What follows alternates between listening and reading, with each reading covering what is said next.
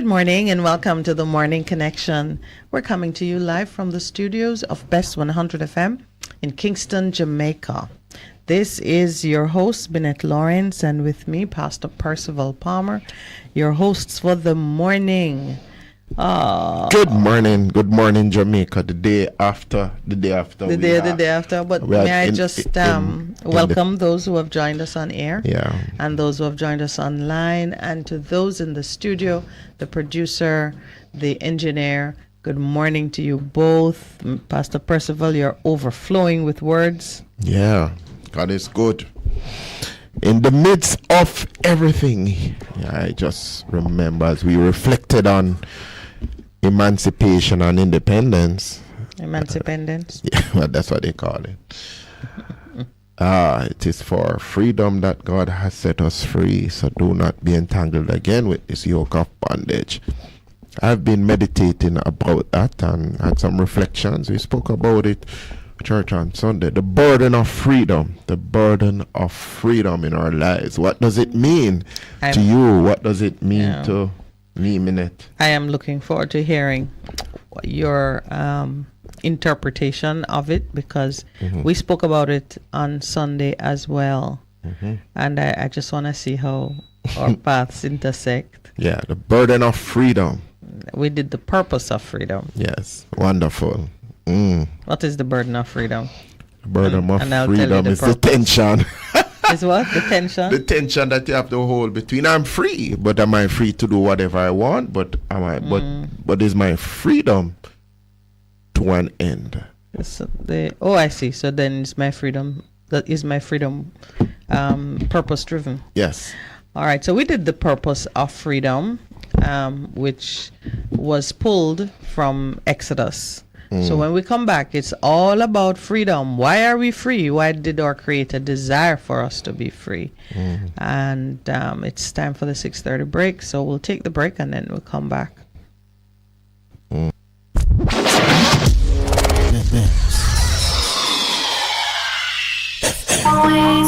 What should a taxi service do for you? On-time taxi service is more than just a ride to the other side of town. They offer clean and spacious vehicles, reliable service, and promise to always look out for their customers. They'll come when you call and take you where you want to go on time. From anywhere at all, you can call us on 926-3866. We are something special on the road.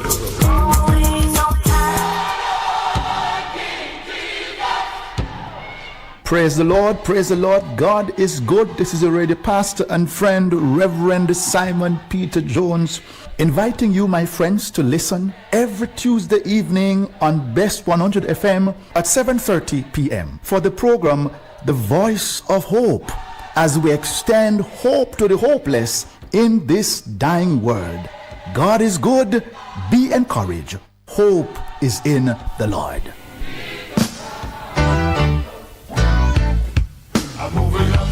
Bess 100 FM presents the Mature and Moving Up Show with Lascelles Butch Chen on Thursdays from 6 to 9 p.m. Welcome to this pioneering radio program on our continuing worth in our maturing years, compellingly defined to educate and liberate the younger generation. Tune in and welcome.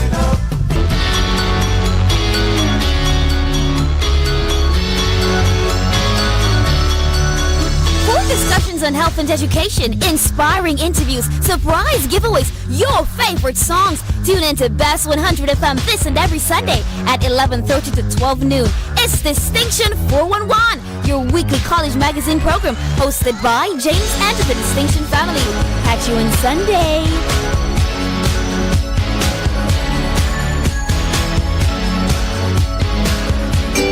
Best 100 FM is the authentic voice of Jamaica, promoting your prosperity with better vibes and better music. Let us promote your goods and services for you. Advertise with us. For more information, call our office at 876-276-8935. That's 276-8935. The Morning Connection is not your usual talk show. We aim to stimulate discussion and chart new paths to self-empowerment. So please join us, Minett and Percy, on the Morning Connection, Mondays to Thursdays, 6 a.m. to 10 a.m. on Bess 100 FM. It's good, it's better, but nothing beats.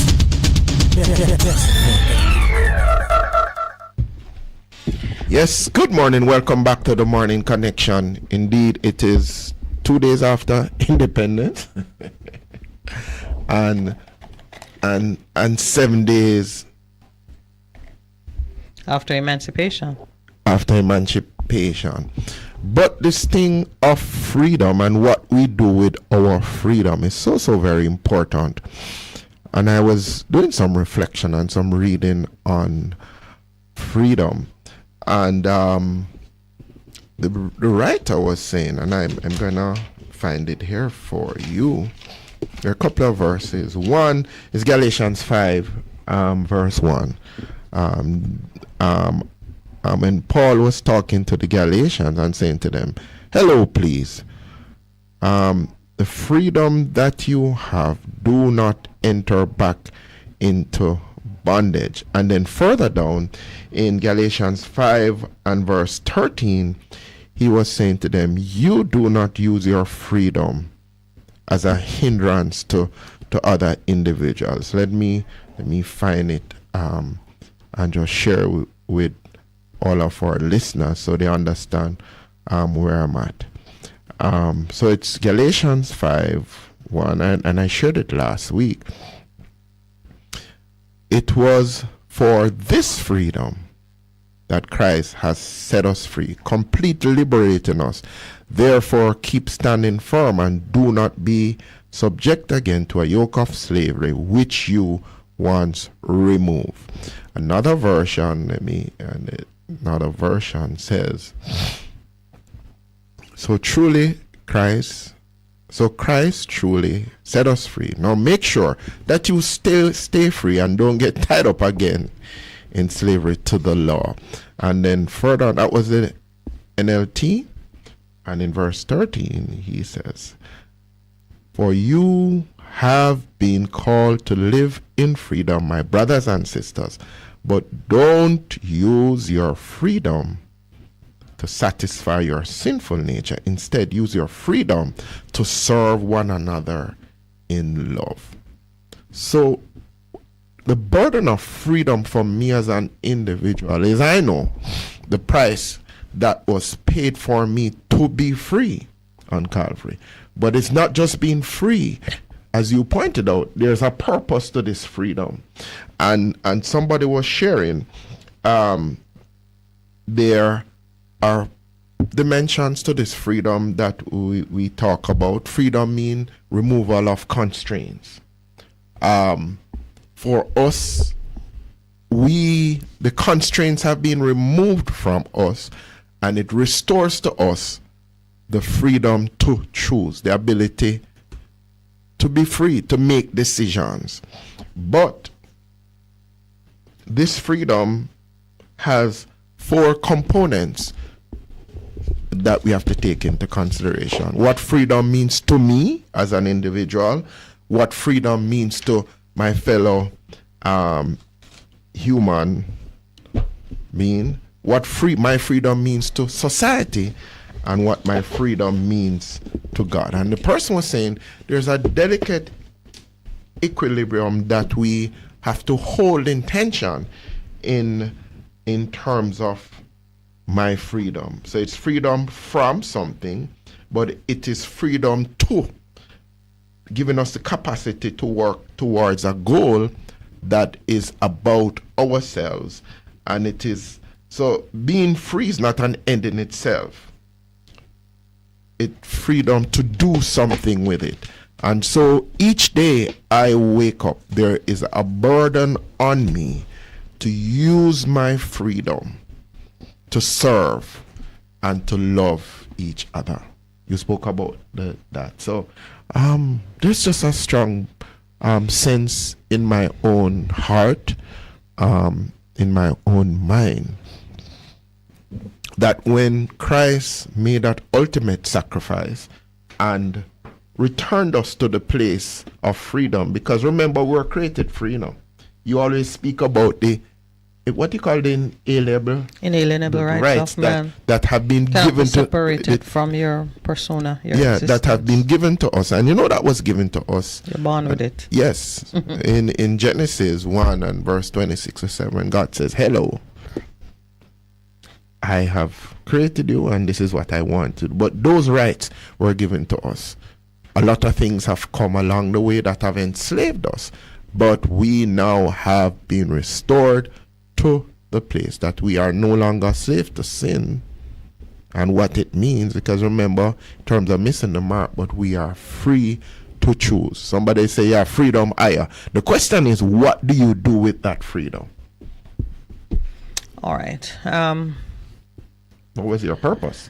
Yeah, it's this business of freedom. It is such a kind of like a seductive discussion, because it really does, it draws you in, because it leads to an understanding of self. It must begin there. And I've always thought that we don't do nearly enough thinking as a people. We tend to act more than we think, and we rely more on instinct and just reacting to the environment, than we consciously sit back, look at things, and think our way forward. It's a criticism I've had, particularly of men who like to dismiss women as being emotional, meaning you think too much, you're in your head too much. Really? Yeah. Men like to say women are emotional, but men are action people. We do things. Or is it that you're reflecting before you take action? That's what women do. You're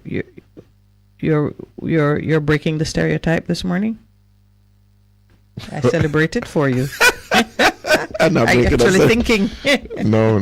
I'm just saying. No, I'm saying I have often criticized the male gender, let me be clear, for the speed with which they will dismiss the process of a woman's process as being emotional, simply because they are impatient with thinking and are more excited about doing. Taking action. And so that's one of the main difference between men and women. Women are emotional and men are creatures of action. And so I've often criticized the men amongst us for not thinking enough. What do you think about this? Don't think about it. What would you like to eat? Don't know. Give me something. Why does it sound that way? It does sound familiar. Anything you give me. But it's true. Anything you give me to eat, I'll have it to eat. Because I'm not fussy that way. And that's what you say, we're not fussy that way. But then you might say, what does he give me when you get it? No, me can't do that, Baba. There are rules in your house. But I'm just saying, we don't think nearly as much as we should. But whenever the subject of freedom enters the discussion, it is one that is worth every moment of thought that you can give to it. Because here you are, you offered a definition of freedom, and I immediately picked a quarrel with it. Not with you, with the definition. You said the removal of constraint. Like, who's removing it? The first question, who's removing it? Does my freedom depend on someone removing something? If it depends on me removing it, who put it there? Why am I constrained? Freedom, my preferred definition, is the ability to think and to act without restraint. Restraint or constraint? No, restraint. Okay. Without restraint. I picked that one because the ability is innate. It is, be it unto you according to your faith. Whatever you can drum up inside of yourself to make a move on your own, that is the starting point of your exercise or your enjoyment of those freedoms that are given to you along with your birth suit or your skin. But if somebody puts restraints on you, constraints. Yes. Does that interfere with your freedom? Yes, it does. No, is that the question you're asking? Yeah, that's it. It doesn't Because it's like with the mine. children of Israel. It doesn't interfere with mine because freedom first begins in the mind. Mandela is famously quoted for saying to a prison guard who threatened to beat him, kill him, whatever. Mm-hmm. He says, yes, you can, and I am free to go willingly into that moment with you. Okay. The essence of freedom is what's within you that cries for it and that moves toward it even if you are stopped. Because another man have greater weapon, more strength, whatever it might be. So the best experience of freedom is your pushing regardless of what might impede your move forward.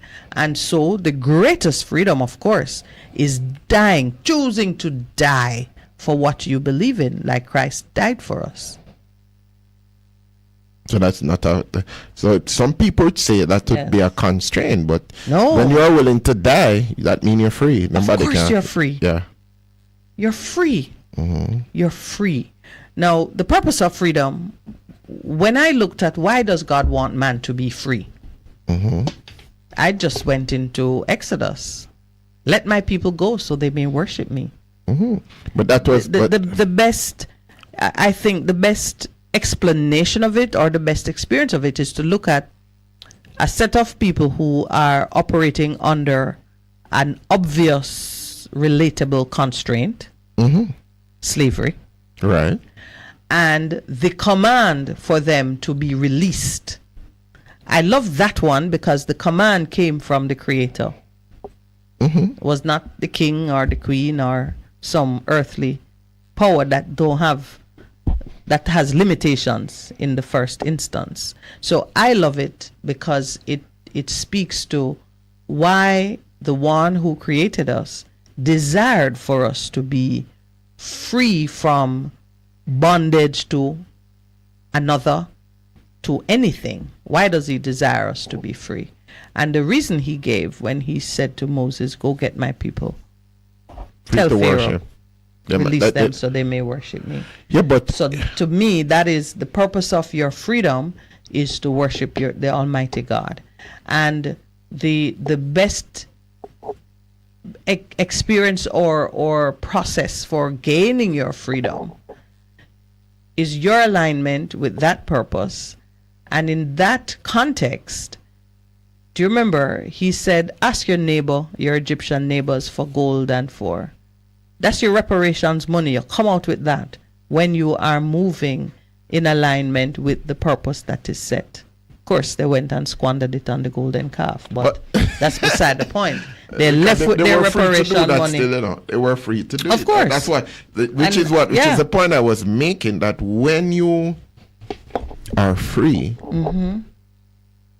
you are free to make choices. Yep. You're free to act and think without restraint. Right. Even your consciousness that, this freedom was bought by a man that set a condition. I am free to disregard the condition. That's true freedom. And some people might say, really? But I want to go back to something. Just that there's a consequence. Yeah, there's always a consequence. Yeah. So the choices you make. So we have been created with, from the beginning, freedom to choose. God says you can make a decision, knowledge of good and evil, tree of life. So that was something that we got. He put that in us, and he hasn't taken that away. Yeah. If we choose to enter back into bondage, which is what we did, we took a decision, we are going to embrace what? The lie. We're embracing the lie. Because there's two bondage referred to. There is the bondage to sin. Right. And there's the slave to righteousness. Right. So which one were you? Because we can choose either. That's what I'm saying. But the choice is you can choose. You can choose whether it is, but you have the freedom. You have the innate ability to make the choice. To make that choice, yes. Which is what? So and freedom. And to act in furtherance of, to put himself in a position that leaves him at odds with maybe his neighbor, his family, his friends. What would cause a man to set out in such a direction except an understanding and a belief that he's free to do so? Free, as somebody said. Man free to do what you want for the higher. But know that in terms of the choices you make, there will be consequences to the choice. But so the greatest thing is freedom to do what it is that you choose. Think and act. Yeah, choose to do. And so it's interesting that you mentioned the children of Israel, because I think their story actually speaks to the freedom that we're talking about in terms of being enslaved, going back to the beginning when God says, okay, this is how I've created you, free, and all of the journey to freedom that they were on, being free from external and internal, because that's true freedom, you know. You think? Absolutely. Internal and external. Yeah. We think of freedom only by external restraint or constraint, but I think the greater thing is the constraint or restraints that we put in our mind, in our heart, that prevents us from really being free. That's why Marcus Garvey, Bob Marley, and Percival Palmer keep saying emancipate yourself from mental slavery, because the process of freeing your mind from these restraints or constraints, some are imposed and some are assumed, you take them on. You say, oh, but I couldn't do that. Say, why? Well, no, I don't have enough money. I don't think I'm good enough, or whatever. People gonna look at me strange. Those are constraints that you put on yourself. You assume some of these things. You might say, I couldn't do that because, boy, I don't have the personality for that. You impose these things on yourself now. You assume limitations to your abilities, which are not real. No one said you couldn't do this or you couldn't do that. Quite frankly, when you look at life from a certain perspective, it's a perspective I like to assume myself.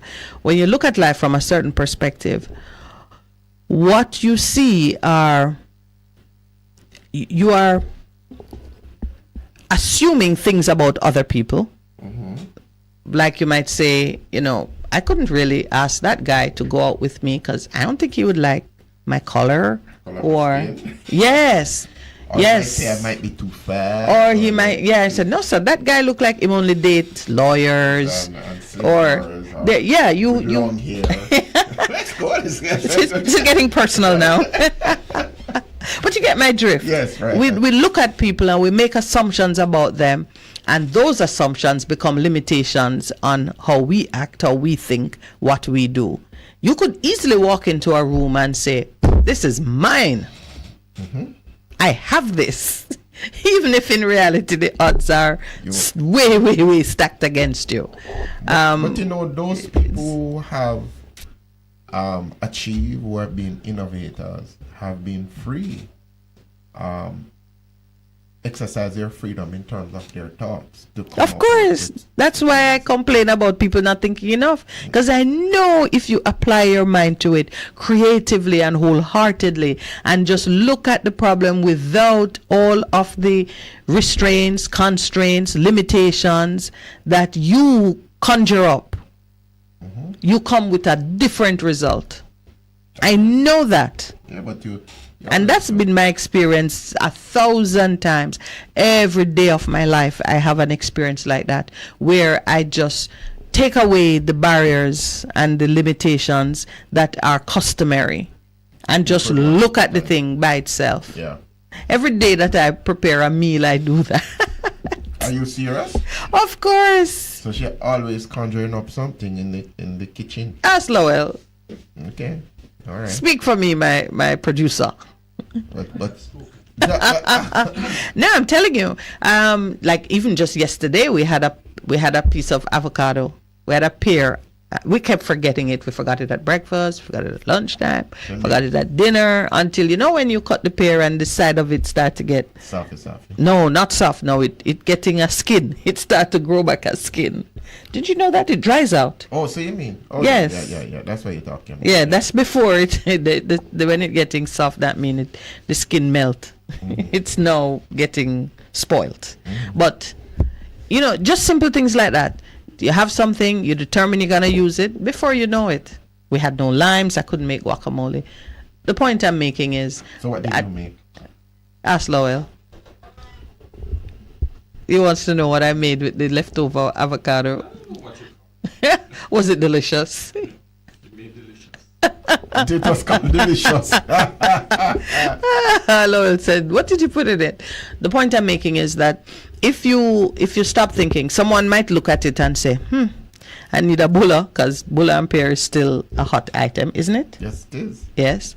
Some might say, I don't have any limes to make guacamole. It was night. I couldn't make guac. There was no lime. Well, yours truly did something.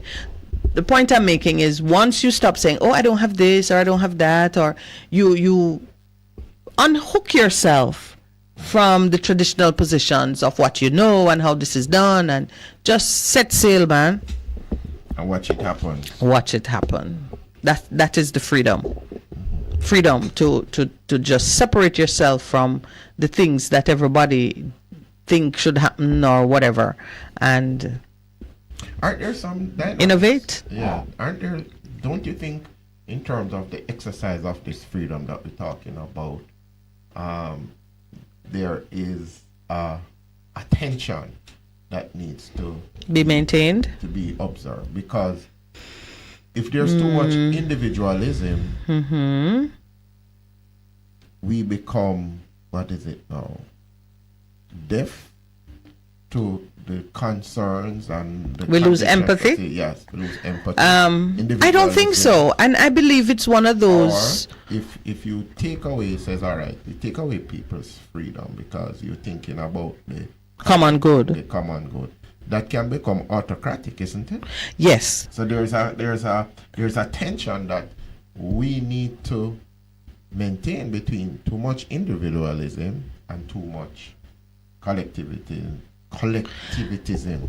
Yeah, I understand. Becoming autocratic. I understand where you're going, but I think we are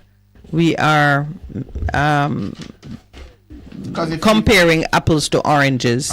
Two different species of things. Let me explain.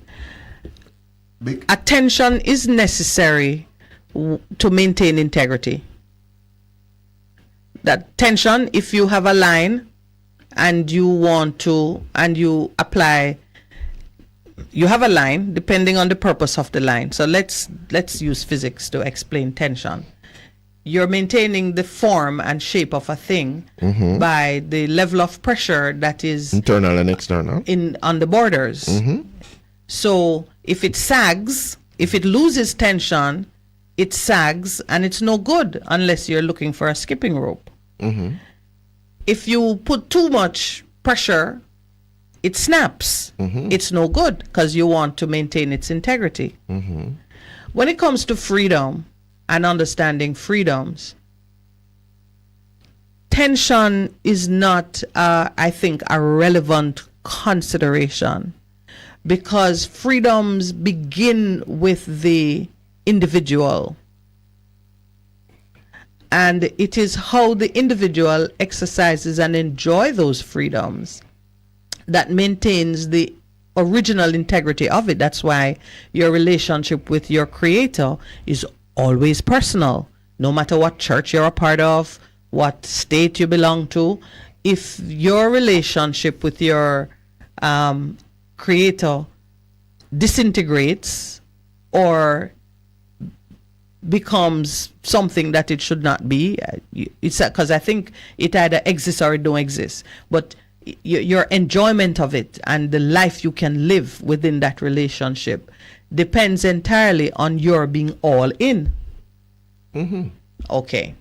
If you are all in, and every one of us fully invested in living righteously as per the will of God, then you have the perfect state, which is what he will bring into pass at the time of his choosing. This freedom that we're talking about, the ultimate expression of freedom, is the meeting that desire, that demand to worship. So that's the perfect state. And it's not a question of tension, because you're all in.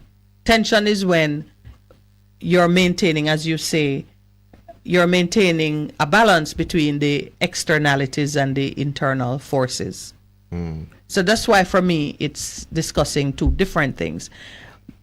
What you're talking about now in terms of social order, is there some balance to be met between allowing individuals to fully enjoy their freedom whilst living in a collective state where others are enjoying their freedom in a contentious, contrary way?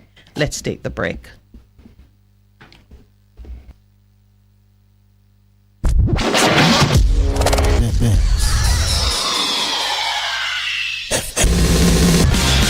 You're simply the best.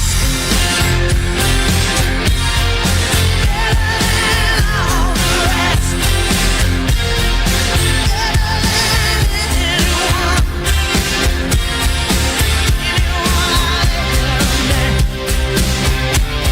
You're simply the best. Best FM 100 on your dial. Keep listening. Talking about transportation, transporting the past, the present and the future generation. Whether taxi, private vehicle or bike, your two bicycle wheel them or a hike. Listen up, we go coulda young or you old. Up on the bus cause we are on the road.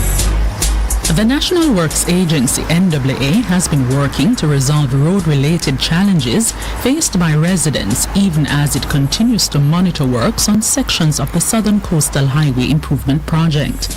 The project is the largest integrated infrastructure program of works to be undertaken by the country and includes upgrades to water distribution, telecommunications and sewerage systems, as well as roadworks. Communication and Customer Services Manager at the NWA, Stephen Shaw, says that by August 8, at least 2 lanes along the Harborview to Yallah's leg of the highway will be opened to the public. However, the lanes will not be paved until later this month. The focus really is on us getting to having at least 2 of the 4 lanes available to the motoring public from Harborview all the way to Yallah's. And so the challenges that persons would have been speaking to and experiencing for some time, we want to ensure that those challenges are behind us come the end of this month. Additionally, the NWA has instructed the contractors on the highway project to oil the roadways where work is being conducted to ease the dust nuisance. Mr. Shaw explains that part of the expectations and deliverables for the contractors is wetting of the roads. We know that we have been experiencing significant dry periods in almost all the parishes across Jamaica. And so that particular fact would have lended itself to some of the dust issues that we would have seen. We have sought to cauterize that particular issue, and so we have insisted or directed that the contractors oil sections of roads, especially where the traffic is heavy, to try and reduce the incidence of fugitive dust. But ultimately, what we push for is to try and get the asphaltic concrete works done as quickly as possible. In the meantime, by month end, the Jamaica Public Service Company, JPS, will be a step closer to providing lighting along the highway. Communication and Customer Services Manager at the NWA, Stephen Shaw, says the Light and Power Company will be getting a shipment of poles sometime this month. the JPSCO is responsible for the lighting. They have advised that they are going to be getting a shipment of the poles sometime this month. The contractor is expected to have the bases for the poles to be erected. And so when you drive along the road, you will see some gaps in the Jersey barrier. And those gaps, those spaces, are really where the poles are going to be erected. So they are not left there for persons to be sauntering across the new 4-lane road. No, that's not the idea. It is for the poles that are to come. And the head of the works agency, E.G. Hunter, has met with the major contractor China Harbor Engineering Company, CHEC, to register the agency's displeasure with certain aspects of the project. According to Mr. Shaw, CHEC has moved to address several of the issues noted. We really threw everything at them to say, look, we're dissatisfied with certain things. We need for you to move on to treating with some of these issues that have been raised legitimately. And so they have given a commitment at their level. Then we move to the level of the subcontractors who work for China Harbor. China Harbor has sought to treat with some of the many issues to the extent that they have separated themselves from 2 of the subcontractors, and they have placed another or 2 others a notice that should they not see certain things, then certain actions will follow. Communication and Customer Services Manager at the NAA, Stephen Shaw. And that's where we're going to let you off at the road this week. I'm Cheryl Johnson Hamilton, and until next time, you could ride, bike, drive, taxi, bus or truck. Stay safe while you do road.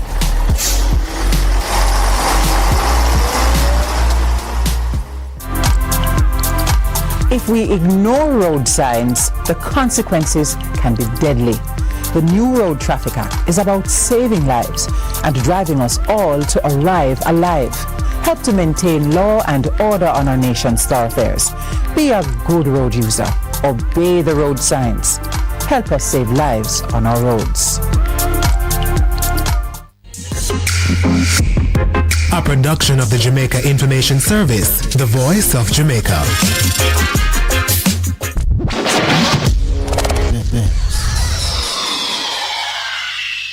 Our world is changing rapidly, and our most valuable resource will be our teachers. They are the key to preparing us for the future. The government of Jamaica is investing in education teachers through scholarships in the field of STEM studies, science, technology, engineering, and mathematics. Apply for a STEM scholarship for the opportunity to get qualified to pursue a rewarding career as a STEM teacher. Find out more at www.mof.gov.jm/scholarships. Sign up for a STEM scholarship today. Conditions apply.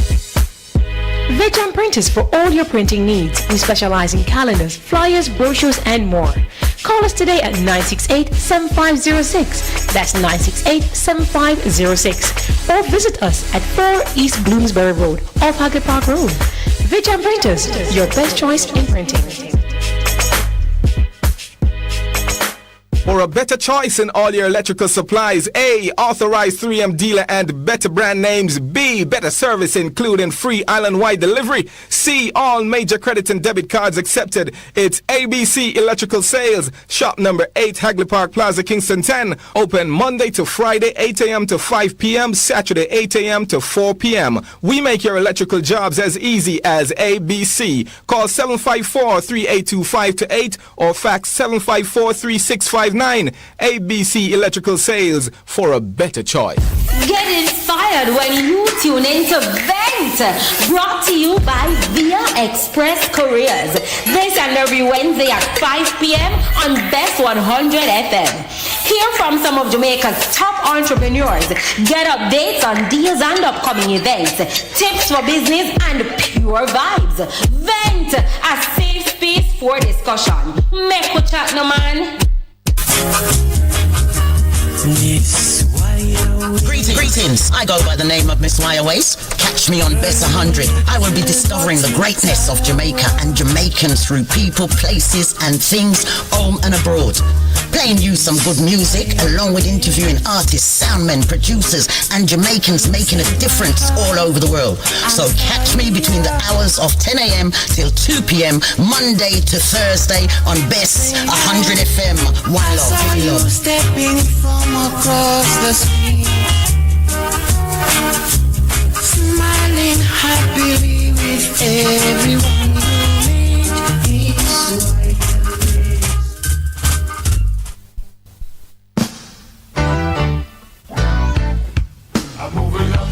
Bess 100 FM presents the Mature and Moving Up Show with Lascelles Butch Chen on Thursdays from 6 to 9 p.m. Welcome to this pioneering radio program on our continuing worth in our maturing years. Compellingly defined to educate and liberate the younger generation. Tune in and welcome. Yes, Jamaica and the world, you want us back? We are back.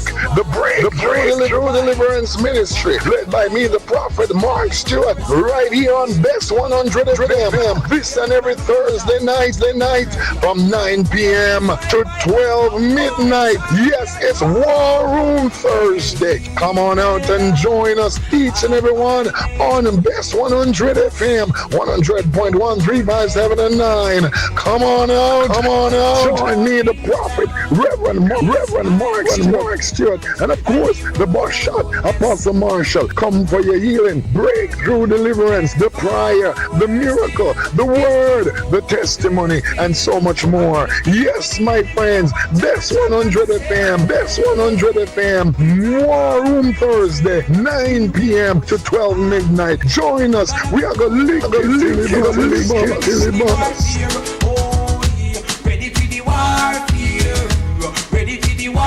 The Morning Connection is not your usual talk show. We aim to stimulate discussion and chart new paths to self-empowerment. So please join us, Minett and Percy, on The Morning Connection, Mondays to Thursdays, 6 a.m. to 10 a.m. on Bess 100 FM. It's good, it's better, but nothing beats.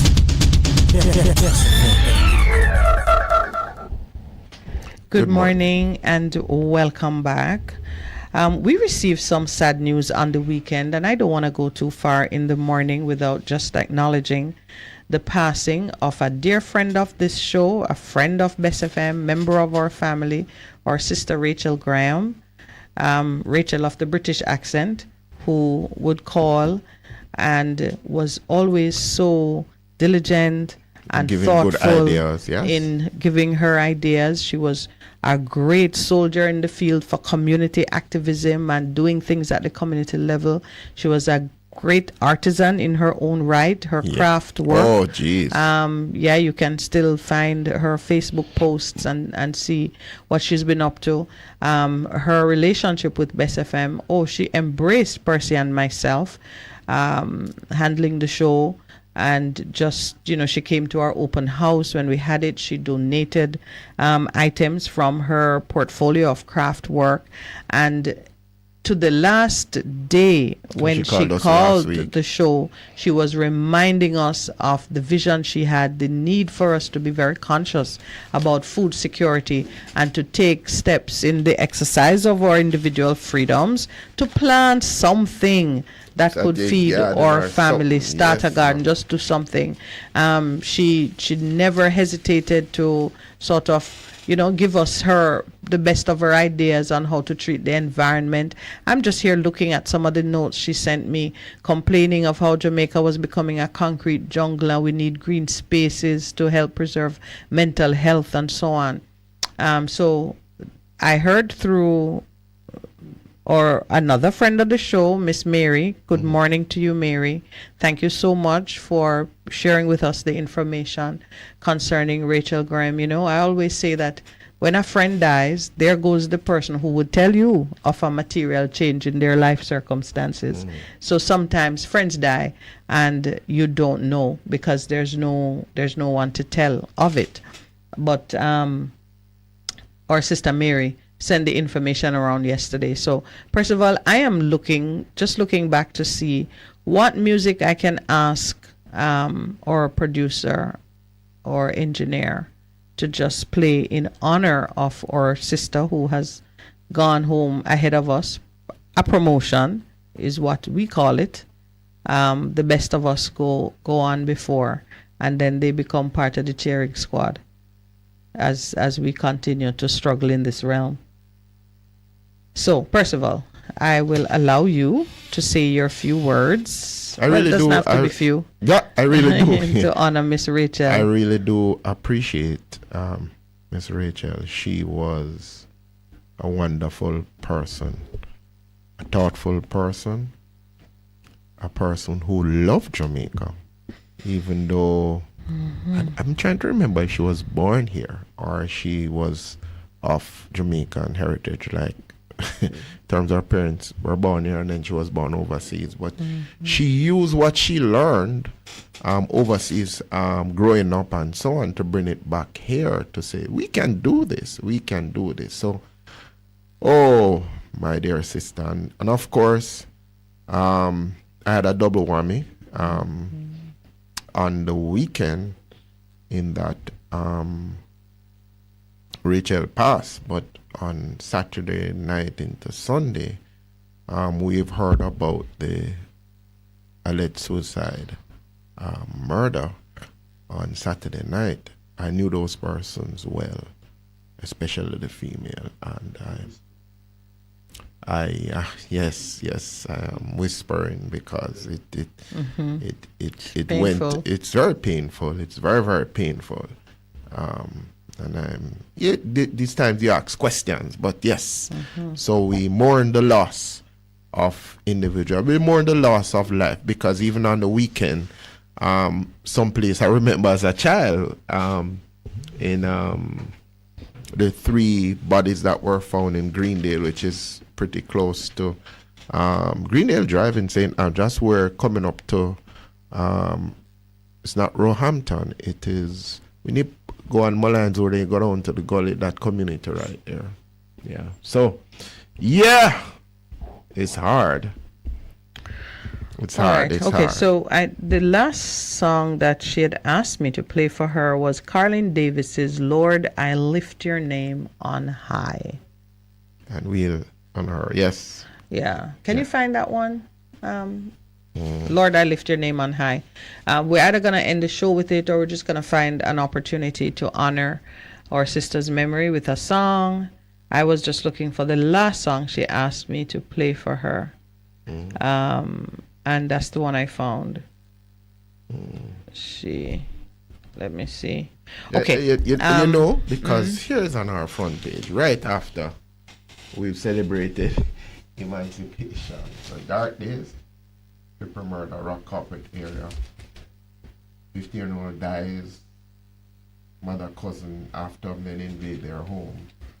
Oh, it's hard. It's hard. It's hard. So, yeah, I wanted to shift as well to the same situation of great pain and trauma that we're walking into our 61st year with some horrible scars and wounds. And this morning, my heart was just really, really drawn to the story of the mother who is, trying to pull things together for school, back to school, whilst trying to figure out how to treat with her 19-year-old son who just left the house to go buy some juice because, like my son, him don't like drinking plain water. I hear that from my 16-year-old. It's water. He'd rather drink that, just anything to flavor the water. But this child left to buy juice, that's what the mother says. And next thing, the father is turning over his body in the street to see what has befallen him. It's in a community called Granville. Granville is in St. James? Yes, part of the... Yes, yeah. Granville, yes. And Granville, this child's knee is shattered. Yes. And I mean, how it is that already he's an amputee, because he must have been taken to the hospital fairly quickly. But they say an infection threatened to spread to the rest of his body, and his leg was amputated. It is so easy to just, to render or young men or young people just to kind of abandon them to a life of suffering. Yeah, and how it moved from shut up in the leg to amputation. Because it had probably gangrene. Yeah, but gangrene is something that would set in a hospital. He would have been taken to the hospital, Yeah. So while him in hospital and get infection, That is possible, you know. It just no. I'm not saying. My incredulity is not because it happened. It obviously did, but in a sterile condition in a hospital. I know it begs the question. So this is our life. This is our life, and I'm not liking it at all. And this morning I said, okay, we're crying out to God. This now is not one miracle. This now is some full scale. We need a full-on demonstration of might and power by our Heavenly Father, because Jamaica needs hope of a different sort. There is the for the independence speech or message, the leader of opposition is castigating the government for being slow in bringing to pass a piece of legislation, like what we're going to take the bill and beat people with it. Legislation this Enhanced Security Act that the Governor General, the Prime Minister, the Minister of National Security, as they were marching their way through the violation of people's fundamental rights and freedoms, yes, with the recurring states of emergency. When they went to the court, they lost. In those days, when that was the savior of mankind, the state of emergency, they kept talking about this legislation that was being built up to be put before the House, which would be the answer to runaway crime. That is what the government has put on the table. Yes, this enhanced, but I have a suspicion that this Enhanced Security Measures Act is really just state of emergency on steroids. And the court having pronounced, I think each time they see clearly that you cannot render us into a police state because we're having challenges doing the hard work that would tame the monster of crime and violence. Every time they realize that to do that, you cannot just lock down and shut down and take away people's rights, the very freedom that we're talking about. Because do you see what is happening? The constraint imposed by law on the enjoyment of those rights and freedoms. Those who are truly motivated and understand freedom are moving and acting without constraint. That's what's happening. The law-abiding ones who are always the victims. Yes. They are the ones inconvenienced by the constraint. They are the ones who stay home. Just like in the pandemic, you have some people who they're still wearing masks. Yes, I find that so fascinating. You have some people who they're probably making inquiries about vaccine. Already, yes. Yeah, some people are saying, and the government has been saying that. Yeah, that's how they move. If you just say there is a law, they are ready to be subject to the law. I think the majority of people are like that because they find safety and a sense of security in putting themselves on the right side of the law. Majority of people, I think, are like that. Herd? The herd mentality. The ones now who are well prepared to exercise their freedom liberally. They are freely. They're freely free. Those ones are the ones you want to capture with the constraints. But they have such an evolved understanding of freedom. They take up the gun, they take up the knife, they walk where they want to, they move about as they feel a mind. You read an account of a party is in progress. You should only be thinking, is this the music I like? Where is the bar? Is the food ready yet? And a man step out and just pull a firearm and shoots into the crowd? You mean what happened in Windward Road? Yes. Yes. Somebody how powerful you must feel in yourself that you could just step out and do that and apparently survive. You don't know if there's somebody watching you who might pull their firearm and shoot you in the back. You don't know. There's so many things you don't know. But you were prepared to exercise your freedom to just step out, pull your weapon, discharge your firearm, and what? Melt into the shadows? As somebody close to the action says, no, they just wait. They use it to cover up that, to do their evil. Yeah, well, I'm just saying. Yeah. That's where we are. You think any enhanced security measure gonna stop that individual? It comes back to those who understand freedom and what it means now to begin to put constraints on those people. I am calling for thinking Jamaicans to rise up. No, and nothing in what I'm saying denies the necessity for law and order and security, because of the very freedom we talk about to worship God, one of the obligations that he puts on us, he says, if you love me, you will love your neighbor.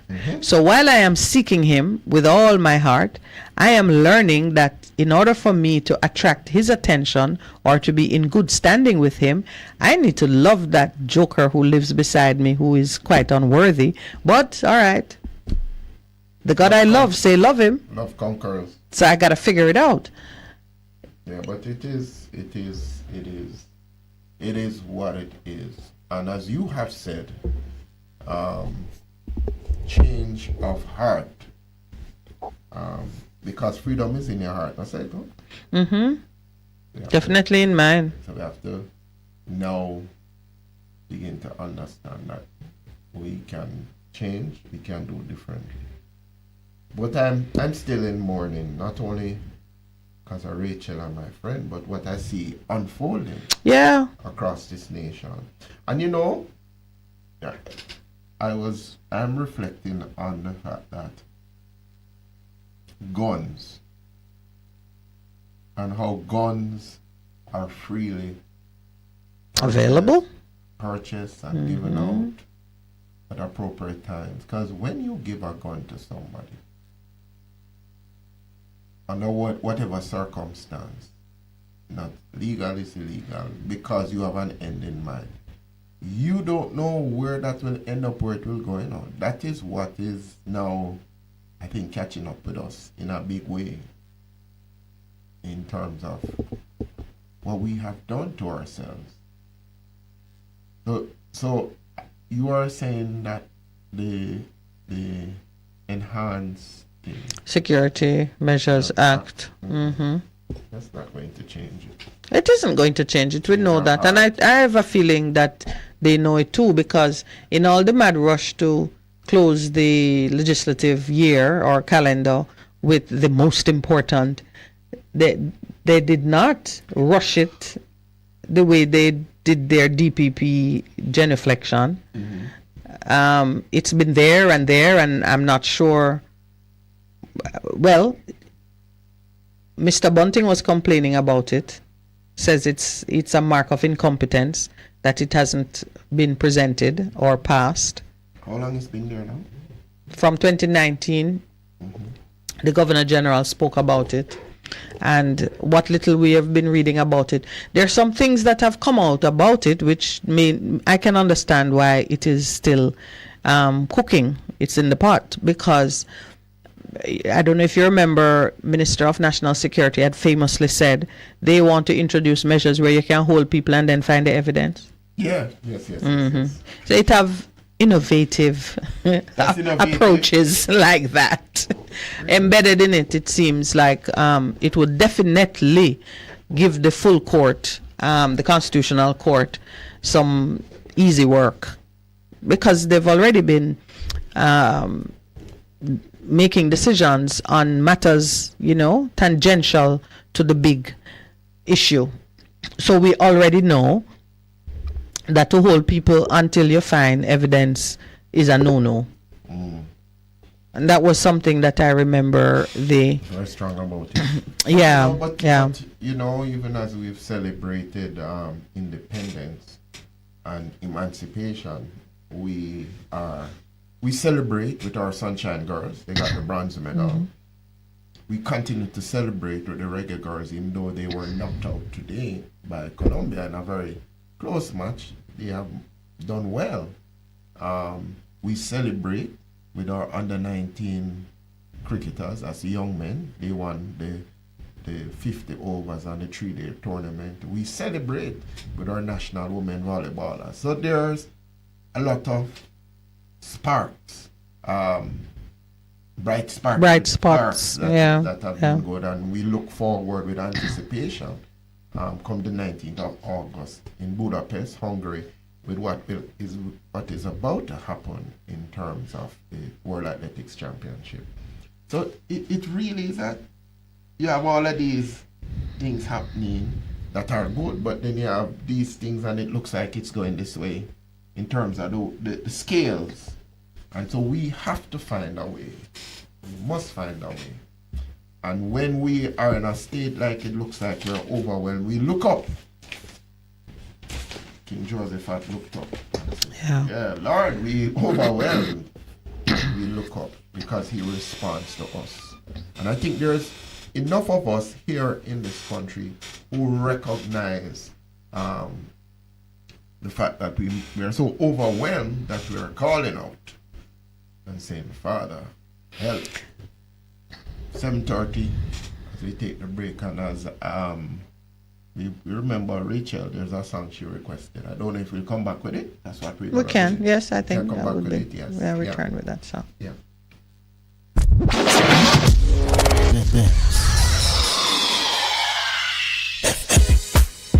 Veteran Printers for all your printing needs. We specialize in calendars, flyers, brochures, and more. Call us today at 968-7506. That's 968-7506. Or visit us at 4 East Bloomsbury Road, off Hagley Park Road.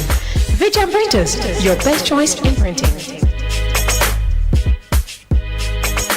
For a better choice in all your electrical supplies, A, authorized 3M dealer and better brand names. B, better service including free island-wide delivery. C, all major credit and debit cards accepted. It's ABC Electrical Sales, shop number 8, Hagley Park Plaza, Kingston 10. Open Monday to Friday, 8 a.m. to 5 p.m., Saturday, 8 a.m. to 4 p.m. We make your electrical jobs as easy as ABC. Call 754-3825-8 or fax 754-3659.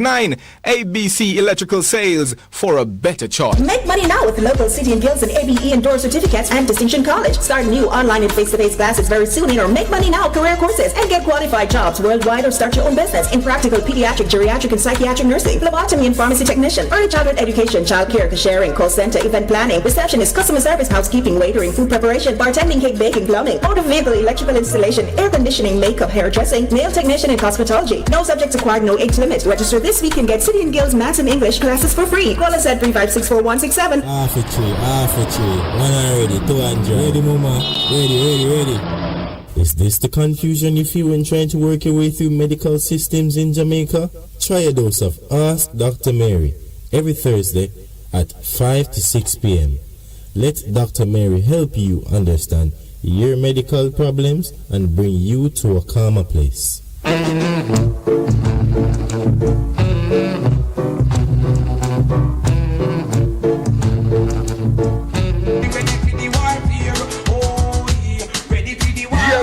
Jamaica and the world, you want us back? We are back.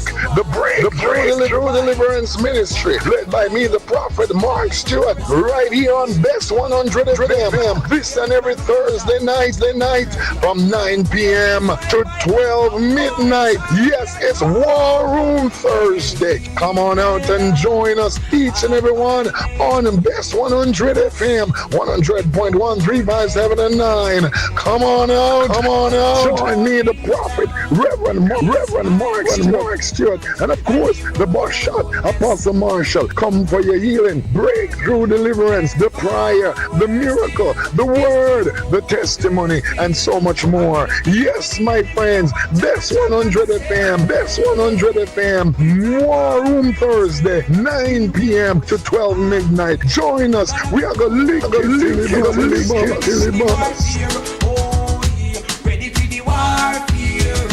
Ready for the war here.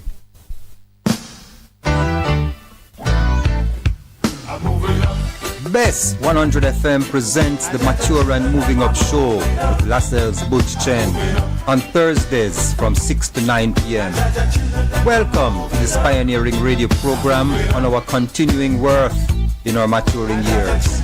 Compellingly defined to educate and liberate the younger generation. Tune in and welcome. The Morning Connection is not your usual talk show. We aim to stimulate discussion and chart new paths to self-empowerment. So please join us, Minett and Percy, on The Morning Connection, Mondays to Thursdays, 6 a.m. to 10 a.m. on Bess 100 FM. It's good, it's better, but nothing beats.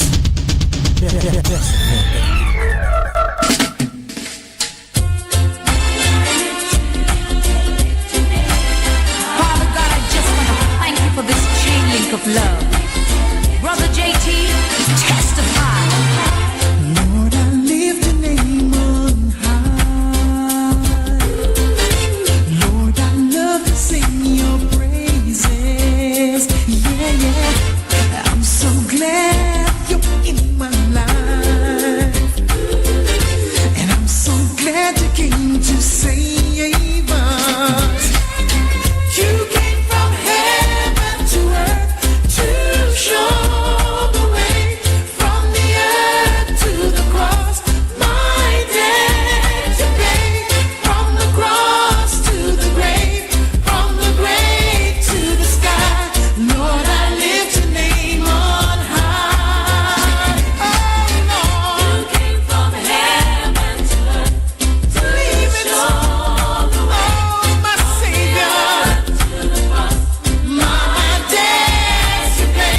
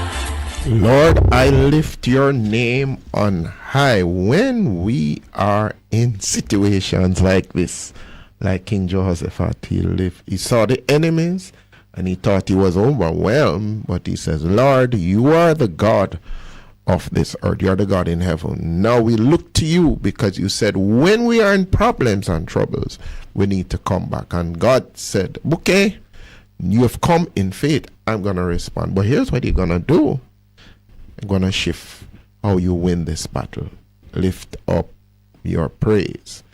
And your praise is what you say, the things that you speak in the situation.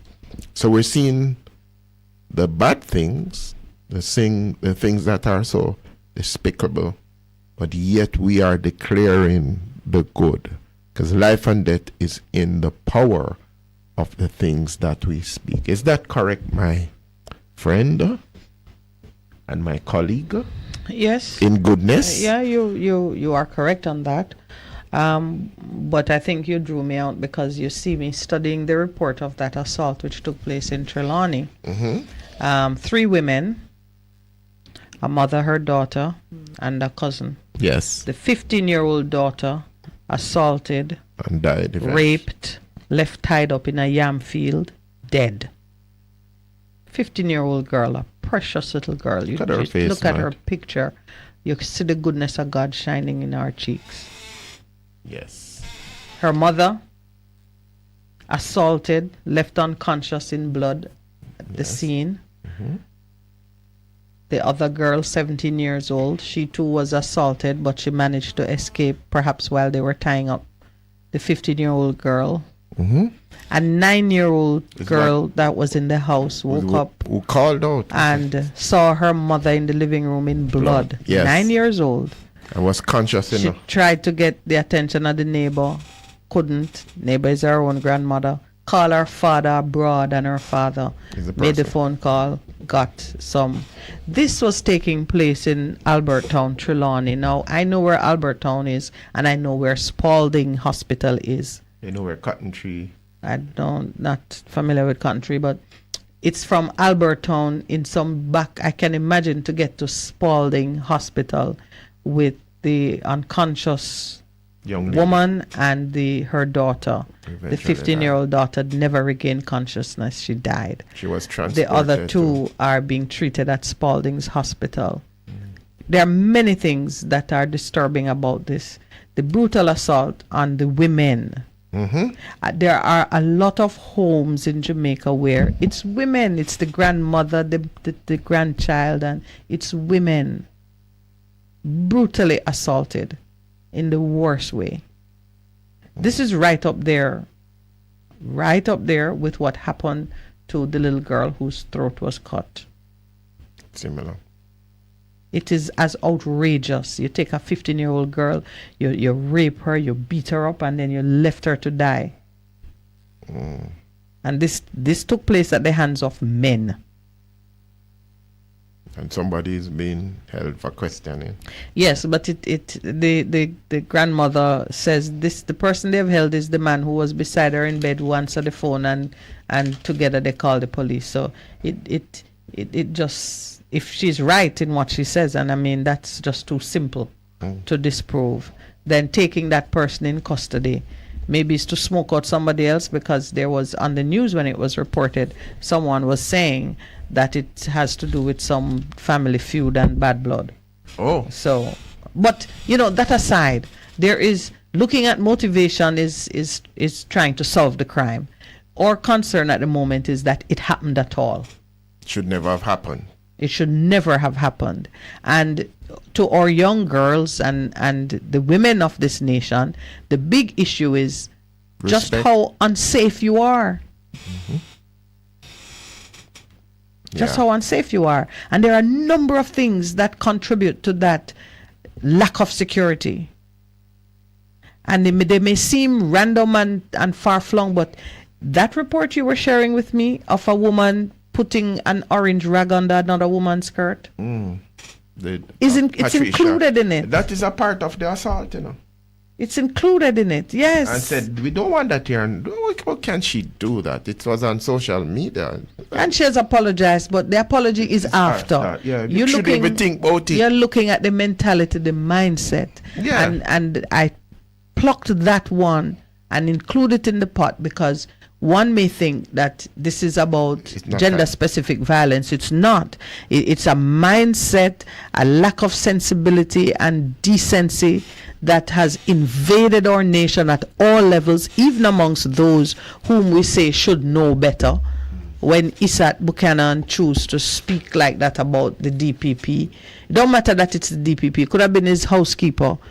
That you disparage persons in that way is not acceptable. And you know, I don't know if you. So you have Isaac Buchanan speaking like that. Then you have Dr. Michelle Charles behaving in such a crude fashion to another woman. Yeah. So you see, it is that I would never make the mistake of saying it's men against women or women against men. It's people. It's where we're fallen. Yeah, that's and what we gotta pick ourselves up. And I was about to make the point. I don't know if you listen to some of the songs.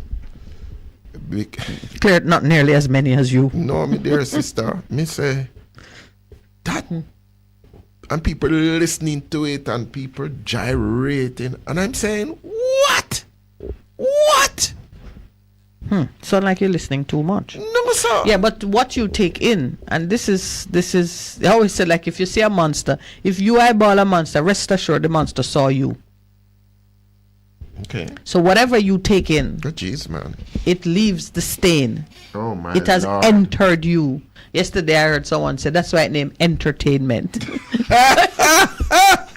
It enters you. That's not a joke. It's serious. Just like how you leave a mark on the world leaves a mark on you. It may be small, it may be, but there comes a moment when your mind, over time, you know. Yes, over when time, your mind pulls up a picture. It's like, I didn't even know such smut was in my mind. Oh, Jesus! But it got there through the imagery that was created by a song you listened to. Yes, or the things you've seen, or a movie you've seen, yes, or something. So we really have to be very careful. You know, I can remember the first time, like, it's like my mother talking to me. The Spirit said to me, don't read that. There are things I don't read. Okay.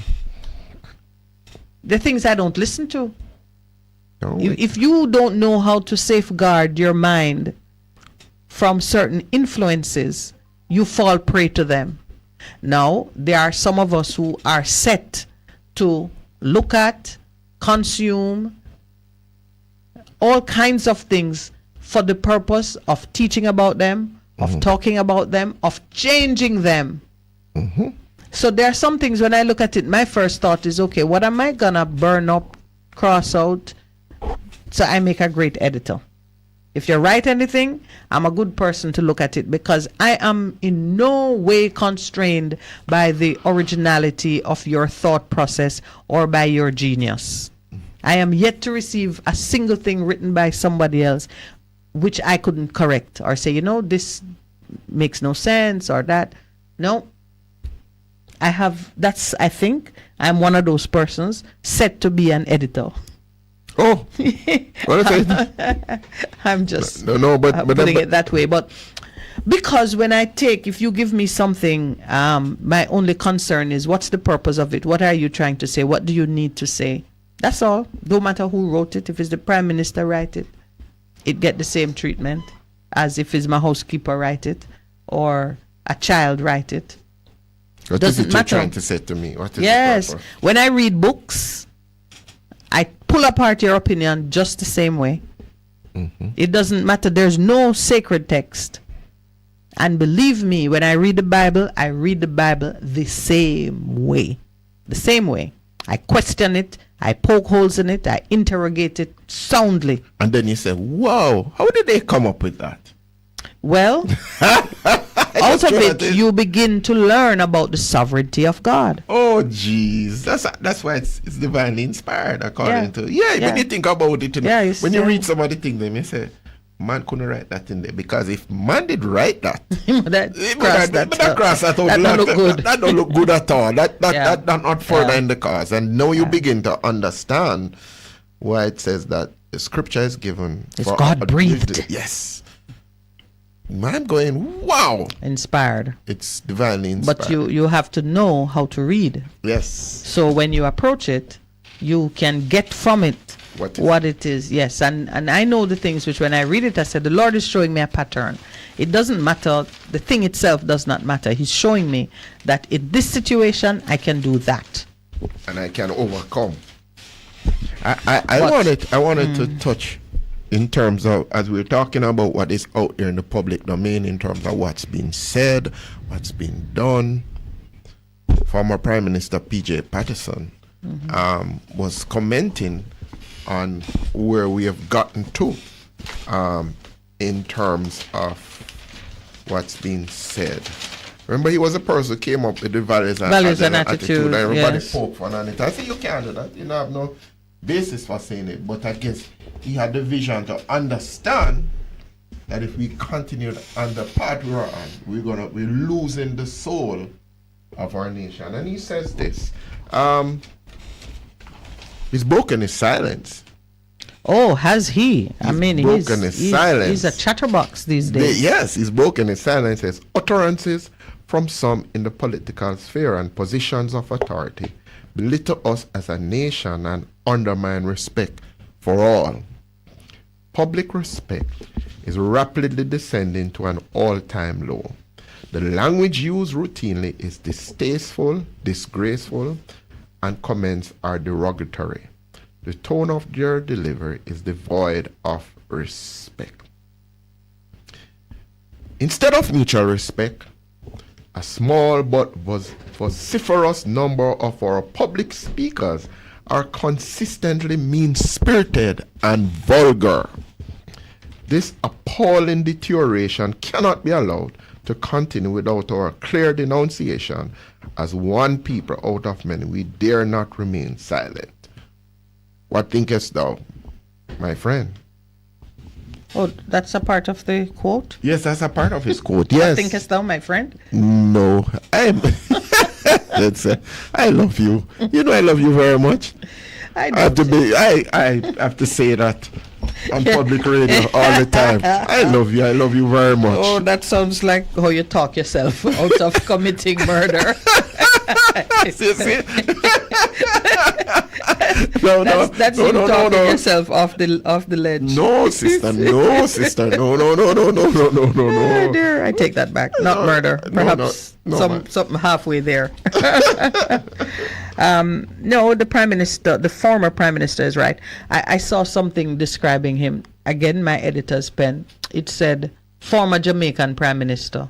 So I'm like, he's no longer Jamaican? Did retirement from the post cost him his citizenship?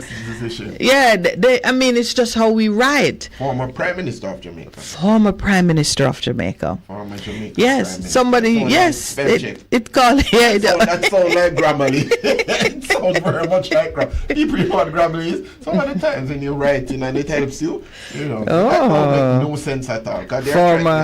Former Jamaican Prime Minister. I'm like, what? Where is he now? He's now a different citizen. Anyway, yeah. So the former Prime Minister of Jamaica is quite correct. It is. He probably regrets not having found a way to put more effort behind his values and attitude ministry. When he thought of it and he saw that if we don't stop this slide, we are just gonna be full bore. I would even say primitive, because primitive is a treasured ideal these days. Back to nature. We'd love it if we were primitive, but now we've gone past. Wow, it's just obscene how we behave and how we speak to each other.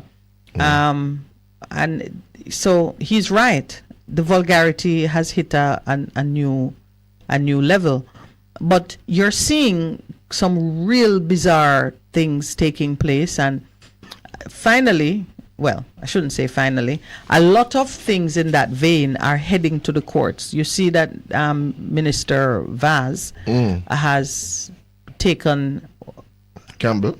Yes, the General Secretary, PNP General Secretary to court on an issue which he says he's seeking to put to bed a 40-year-old ghost that has plagued him. Some rumor that has taken on the proportions of urban legend, myth, whatever it is. And without repeating it, we saw what Mr. Campbell did. He very skillfully worked into his political utterances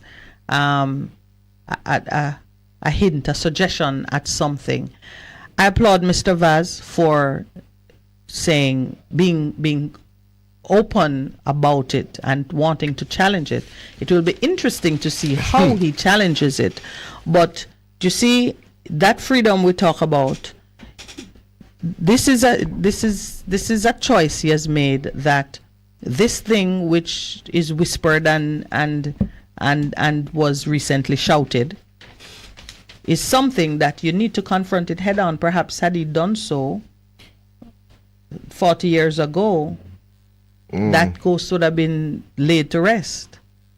But there's an aspect of freedom where you must have the boldness to pursue an open discourse on something which can go either way. We have a habit of interpreting our freedoms very narrowly. We only want to pursue the things that we feel sure we can win. But there is so much that you learn out of failure and loss and tragedy and trauma if you're open to it. Jamaica, we've been sort of hiding. We've been hiding from the reality of who we are and our own behavior. Just like in relation to the mixed gender or the diplomatic snafu that everybody is denying actually happened. I was saying to you that Jamaica is like that cute girl who make it seem like she up to anything and then slap you in the face when you put a question to her. How dare you say that to me? I think, there you go. How dare you? There's a law against that. Yes. And for the first time, people are saying, oh, there's a standard. We need to be more in that space where we are clear about who we are and what it is that matters to us. So, amen, sister. And that's what the courts are there. The courts are there to help us when there is a lack of clarity and a line needs to be drawn.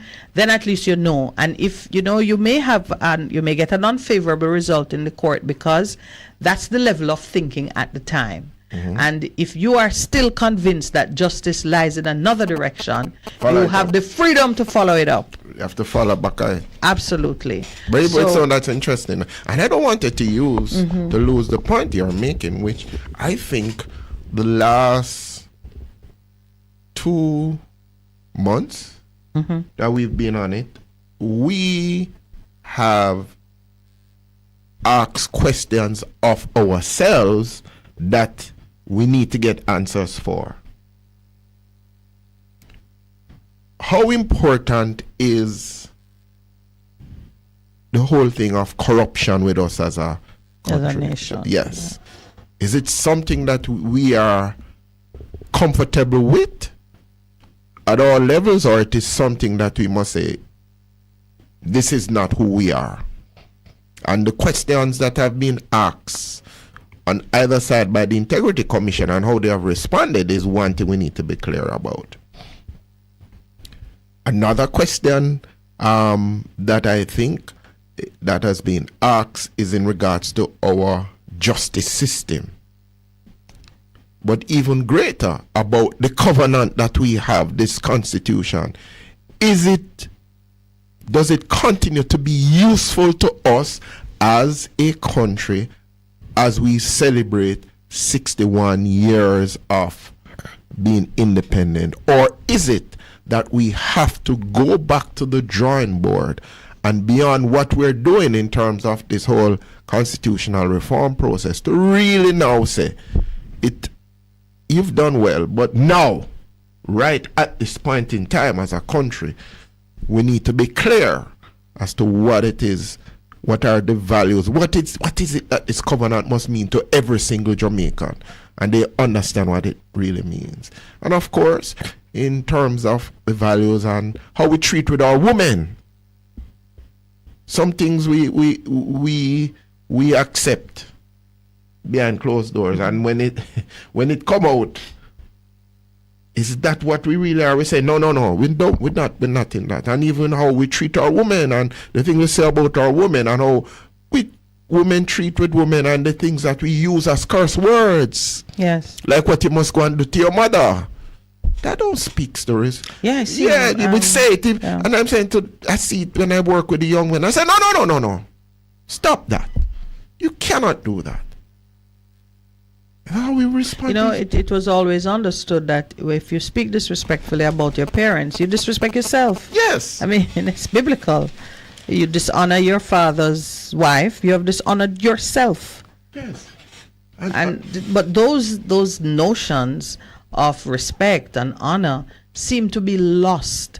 It seems to we've come to a place where whatever we need to do to survive, even if it's for shock value only. Yes.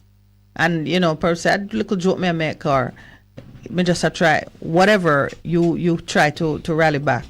Can't. It's unacceptable, and so I suspect that is one of Prime Minister Patterson's regret, that he did not give it greater force.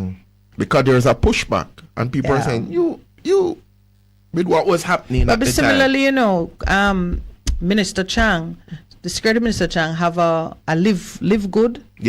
Campaign that have a live good campaign that I think he could do so much more. I believe that he would accomplish way more with that than with the state of emergency. Push it, it's true. It's a public thing at the community level. But you see, we're back to why we are crying for God and we're not seeing nearly enough of him. We tend to treat as inconsequential and meaningless those softer things of maintaining order and respect in our communities. Just decency. Yeah. It's like that's not tough enough. That is soft talk. Can we say they don't not bring it real value? That is what caused us to exist, to be as human beings. And without those soft skills, we gone. We miss out on the higher levels. So all right, both the producer and the engineer gave us a sign. Respectfully. Let's take the break.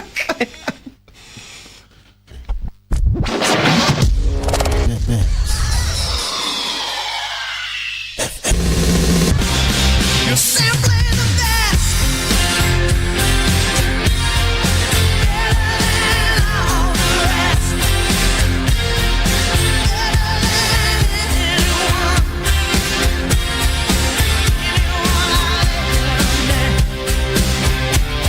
You're simply the best. Best FM 100 on your dial. Keep listening. Hello, I'm Emily Thomas with the BBC News. China has recorded sharp falls in both imports and exports as the economy struggles to recover from the COVID pandemic. Exports for July were 14.5% down on the year before. The BBC's Nick Marsh explains. These figures for trade are actually even worse than economists had anticipated. In terms of exports, it's the weakest data since back in February 2020, when China, of course, was right in the thick of the pandemic. Why is this data so bad? Well, it's mainly to do with China's customers abroad. They're really struggling with high inflation, high interest rates, so they're spending less money on Chinese goods. But there's also more to contend with. If you look at the spending within China, that's also looking not very encouraging at the moment. A UN body says Myanmar's military are committing more frequent and more brazen war crimes, including mass executions and indiscriminate bombing of civilians. The independent mechanism for Myanmar was set up by the UN Human Rights Council in 2018. Imogen Folks reports from Geneva. In their annual report, the UN investigators say their evidence shows a dramatic increase in war crimes and crimes against humanity in Myanmar, with widespread attacks against civilians, burning of entire villages, intentional bombing of civilian homes, and mass execution of civilians and detained fighters. The report dismisses claims by Myanmar's military that only armed opposition groups are targeted. The European Union's climate observatory, Copernicus, has confirmed that July was the hottest month ever recorded on Earth. The average temperature was 16.6 degrees Celsius, a third of a degree higher than the previous record set 4 years ago. Matt McGrath reports. Using measurements from satellites, ships, aircraft and weather stations, this new data from Copernicus confirms what most climate scientists had already estimated, that July was the warmest month on record by a significant margin. Many parts of the world suffered heat waves, leading to fires which forced mass evacuations of tourists in Greece. Parts of China and the US also experienced extreme heat, while the world's oceans were worryingly warm. Sea ice levels in Antarctica were the lowest since records began. Britain has announced what it has called the biggest ever action on third country military suppliers to Russia. Among those targeted by new sanctions are 2 Turkish businesses who allegedly exported microelectronics to Russia. A Dubai-based company is accused of supplying drones and drone equipment to Russia, whilst a Slovak citizen is sanctioned for involvement in an attempted arms deal between North Korea and Russia. You're listening to the latest world news from the BBC with me, Emily Thomas. The US Secretary of State Antony Blinken has warned of the dangers of the Russian mercenary group taking advantage of the military coup in Niger.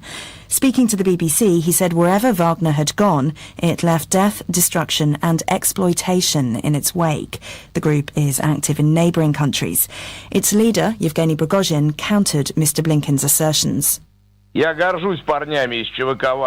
I'm proud of the guys from Wagner. Just by thinking of them, ISIS and Al-Qaeda become obedient little boys. We are always on the side of goodness, justice and on the side of those who fight for sovereignty and for the rights of their people. Call us anytime. Israel's finance minister Bezalel Smotrich has frozen funding for Arab towns and Palestinian education in a move that sparked accusations of racism. Mr. Smotrich, who's the head of a pro-settler party, said that some of the money set aside for Israeli Arab local councils could end up in the hands of what he called criminals and terrorists. The opposition leader Yair Lapid accused Mr. Smotrich of abusing Arab citizens simply because they are Arab. India's parliament has begun debating a no-confidence motion in Prime Minister Narendra Modi's government over its handling of the crisis in Manipur state. The opposition Congress party legislator Gaurav Gogoi said the aim was to break what he called Mr. Modi's silence on the ethnic clashes there, in which more than 150 people have been killed and tens of thousands displaced. Mr. Modi is expected to reply to the debate on Thursday. UEFA have postponed a Champions League match in Athens after a Greek football fan was fatally stabbed during a brawl last night. The 22-year-old man was taken to an Athens hospital where he died. At least 8 people were injured in the fight. AEK Athens was supposed to be playing Dinamo Zagreb of Croatia. That was the world news from the BBC.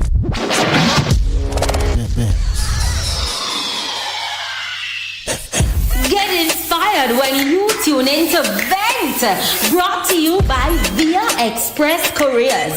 This and every Wednesday at 5 p.m. on Best 100 FM. Hear from some of Jamaica's top entrepreneurs. Get updates on deals and upcoming events, tips for business and pure vibes. Vent, a safe space for discussion. Make we chat, no man.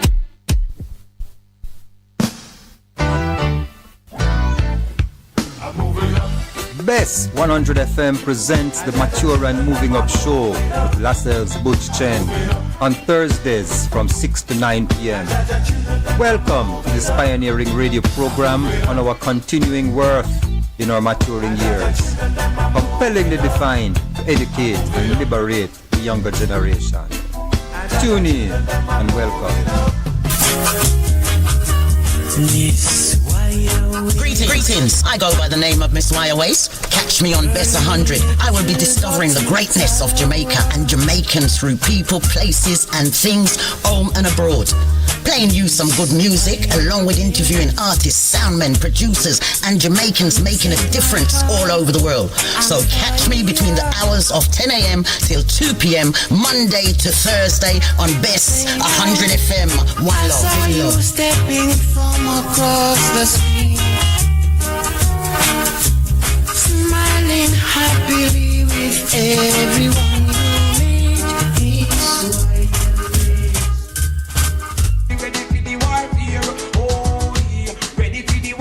Jamaica, and the world. You want us back? We are back.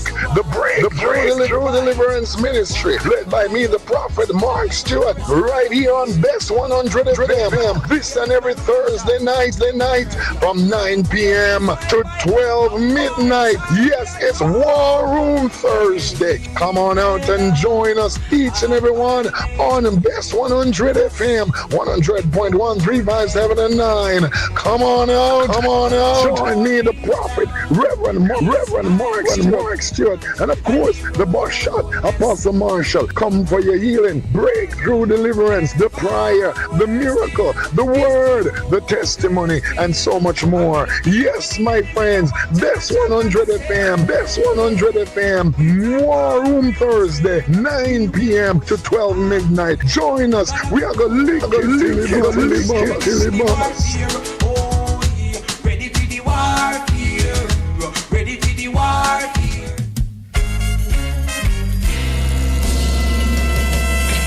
Fearless and love more. 'Cause you open up the door. Live, camera, volume. Live It Up Fridays on Best 100 FM. 10 a.m. to 2 p.m. with I, Ibi Lion, each and every Friday, giving you the better vibes heard everywhere.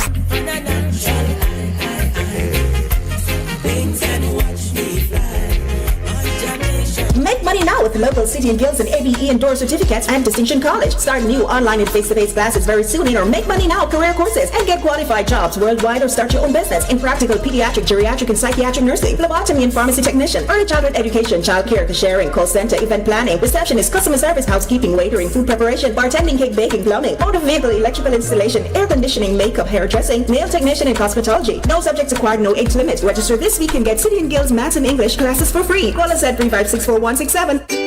Best 100 FM is the authentic voice of Jamaica, promoting your prosperity with better vibes and better music. Let us promote your goods and services for you. Advertise with us. For more information, call our office at 876-276-8935. That's 276-8935. The Morning Connection is not your usual talk show.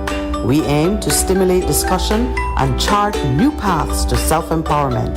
So please join us, Minett and Percy, on the Morning Connection, Mondays to Thursdays, 6 a.m. to 10 a.m.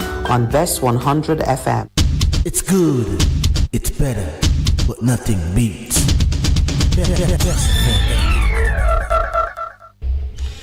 Welcome back.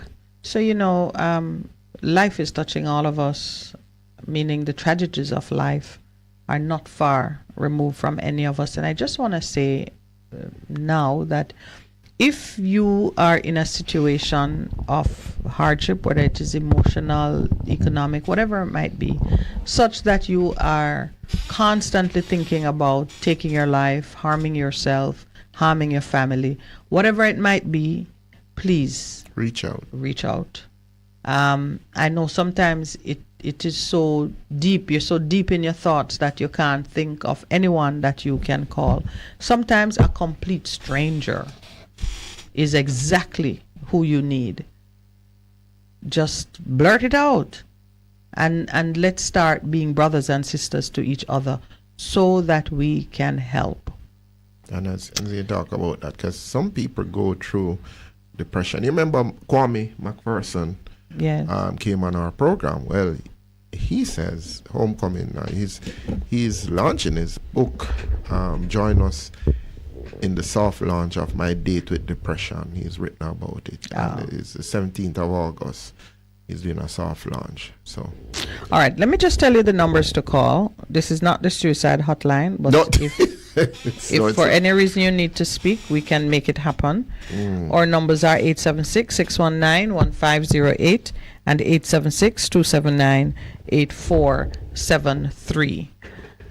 So please, it's time for you to engage with us, and we've been talking quite a lot about freedom, the burden of it, the purpose of it, and how do we, in the exercise of our precious freedoms, manage to show love and to really be a brother or a sister to those who require it. Wow. Where our hearts are really touched by some recent happenings. The loss of our sister Rachel. Rachel was one of the bright lights that came back from the motherland, part of our reparation package. They educated her, sensitized her to some important things, and she came home. And she was making her contribution in her community in Spanish Town where she lived. So, to her family and her friends, our condolences. And we count ourselves amongst her family and her friends. Good morning and welcome to the Morning Connection. Good morning. Miss Mary. Good morning, Pastor. Good morning, Mr. Lawrence. Good morning to everybody. Hi, Mary. How are you? I am blessed and highly favored despite, but wow, it's heavy, Yeah. Rachel went to England when she was 12 years old. That answers Percy's question. And she came back maybe about 13 years now, I think, But I spoke to Rachel Wednesday, Thursday, and maybe Friday morning for a long time, over an hour. When did she die? Which day? I don't know. I don't know. Oh, when did they discover of her? I don't know because what happened on Saturday, I kept thinking of Rachel and say I must call her to find out how she was doing. But I didn't get around to it because I was making so many calls, and then sometimes the phone battery not charging or so. But she talked about a lot of things. She didn't have any fruit. She ran out of fruit, and she had like 3 ripe bananas, and they spoiled. As usual, the papa, the pineapple, ripe bananas spoiled. And I said to her, she's not supposed to go out in the sun. So I said to her, well, take a taxi and let the gentleman buy the fruits for you and so. And she was saying she's not supposed to pull her head down. Or else she'll feel it in her stomach and so. And also that she had sat low and washed a few pieces of clothes. But it was a long, I don't know why we were talking for such a long time, and even some happening, about that happening. Local events. Myself and Nikki promised that we wouldn't bring it up to her at all, but she brought it up to me, and she was talking to me. But Sunday morning now, I was speaking to Janice in New York and I noticed Nikki was calling me. When she couldn't get me on the WhatsApp, she was calling me straight. And I said to Janice a few times, you go to bed now because she has to go to work 5:30. She's a nurse. So I got off the phone and this was about 12:30 now, and I WhatsApp Nikki of 5, that Nikki. Yes. And I said, if you are still up, you can call me now. And Nikki called me and gave me the news. I was so shocked. And Nikki called me. Yeah. Well, but I gathered that somebody that lived on the premises to a gentleman never saw her for a few days and went to the window and moved the curtain and saw her sitting up. Called the police and the fire brigade people, and they came.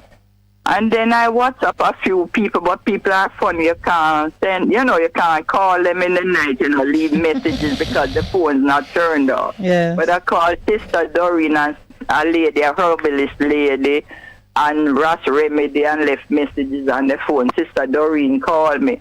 And then I called Jerry. Jerry's in New York.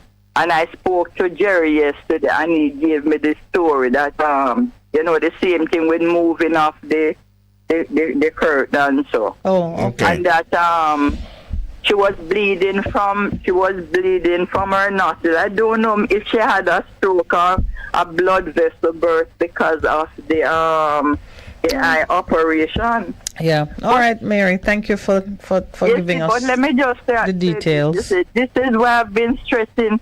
Because she should never be. The eye is a very delicate part of your body. She should never be there alone. We need more to be more mindful of people. Because if I was driving, I would have gone out there to get the fruits for her. And so we need nursing homes, cheap nursing home. One there is $200,000 a month, and this thing with the woman Charles, that is why a lot of them, they are kitchen towel, trying to be tablecloth. And as for the Leighton Campbell or Dayton Campbell, he must leave Mr. Vaz alone. But you see leave now, him alone. But you he's a Miss Janie. But you just sort of wandered into Dayton's world when you call persons kitchen towels trying to be something. Because and this thing, I was that's the same thing Dayton was doing, referring to someone as dregs. But I didn't know, but I heard it was on social media. What? And saying she pushed orange up a woman. Those people shouldn't be in parliament. But back, we need more more senior citizen homes that people can go there. That's why I have to check on people every day, both in Jamaica and overseas. I just called one a while ago that wanted the 3,500 to go to hairdresser. She don't have no credit and she don't eat 2 days. People are suffering. I know you people are really understanding what I've been saying. People are suffering. Chalman Scott said yesterday evening, the government, both of them must settle down. It's just a trace match. They're not setting any example.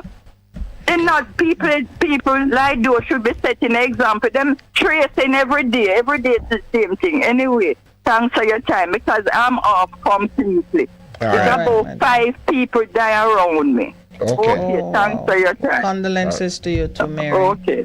And wow, that was a mouthful, but one of the things that I would love to follow up on, the policy that we have affecting the care of our senior citizens. There is a need for policy. Good morning and welcome to the Morning Connection. Good morning, my lady. Yes, sir. How are you? Good morning, Pastor. I'm enlightened. Good morning to you, my friend. My heart is heavy. I hope you two are a very, peaceful and independent. Yes, I think we did better than some people we're reading about. How was it for you? There are two videos circulating on social media that troubling to me.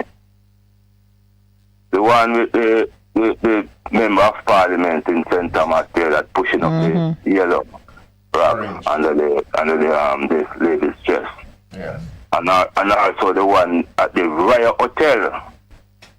The person fighting. We have guessed through some stuff in one of the workers' face. And I'm not certain, but it is said it is circulating that the worker has been fired. Not sure about that. Yeah, it was. No. Yeah, we saw it, and the management said they would speak, but there was an incident with the lady in white. No, describe that incident for me, because I know about I've not seen either, but I've heard about the one with Dr. Michelle Charles. Yeah, so what happened at the RIU hotel? There was a fight between a guest and a worker. And you saw the picture you saw was the lady. You know those things they put caution floor is wet or so the guest had it in her hand because the lady who works was there, like she was trying to defend herself, and they said they would investigate. Yeah. Okay. Yeah, so what's your view on it now? All right. Let me touch the one at St. Thomas first. Yes. No, I have always been saying for a long time, that the office of the member of parliament should be non-politicized. In other words, it should not be painted in no JLP or no PNP colors. Correct. Because when you become a member of parliament, you're not there for the party that you run on the ticket for. You're there to serve the constituency. And another thing again, some of these social services that politicians are entrusted to. We have system, we have the Ministry of Labour and Social Security should be doing those things, so nobody should be going to MP office to look for those type of assistance. You know, this member of Parliament should be only recommending people to get those type of assistance. And you see, I am so shocked and surprised that the hell of a load that the PSO especially came out and talk about when Mr. Buchanan and and they are silent. All the various women's group in this country, well, the PMP women movement issued a statement. Also, what about the other women's group? Are they not concerned? Yeah. No, not Mr. Buchanan. You're speaking about MP Charles. Yes. You're saying why the double standard? Why the double standard? Yeah. You see, that's why I tell you, I have very little faith in this country, because of the double. You see, when hypocrisy was given away, we in Jamaica join the front of the line, and we get the most, We get the most, because some simple thing that people will talk about, and I think like the dignity of this lady. Can you imagine how this lady must have felt when she do something like that to her? Well, there I'm looking at some of the responses. Persons who saw it, and they have some comments. They're sharing comments, said that the lady herself took it in good humor, like they were joking and jesting, and it's not so much the victim of it showing offense, because I think they're of the same party. It's more the appearance of it and how others are receiving it. They can spin it as much as they want to spin it, Because when Mark Bowling talk about dead voters,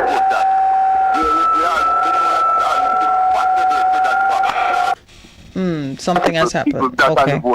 It was such a big thing. I know this thing that people talking about gesture. What kind of gesture? I look at the lady's face and she wasn't smiling. Okay, so you've seen it. Yeah, I'm going to touch the real thing now. We in Jamaica, we have to band together, We can't, these multinationals, when they come here, right? First of all, what they say is that the guest is always right. So regardless of what the guests do to the worker, so I'm not suggesting that the workers should any little flimsy thing they should enter into a fight, But I saw the whole thing. I saw the server was standing at the table with her arms folded, and the lady showed the thing in her face.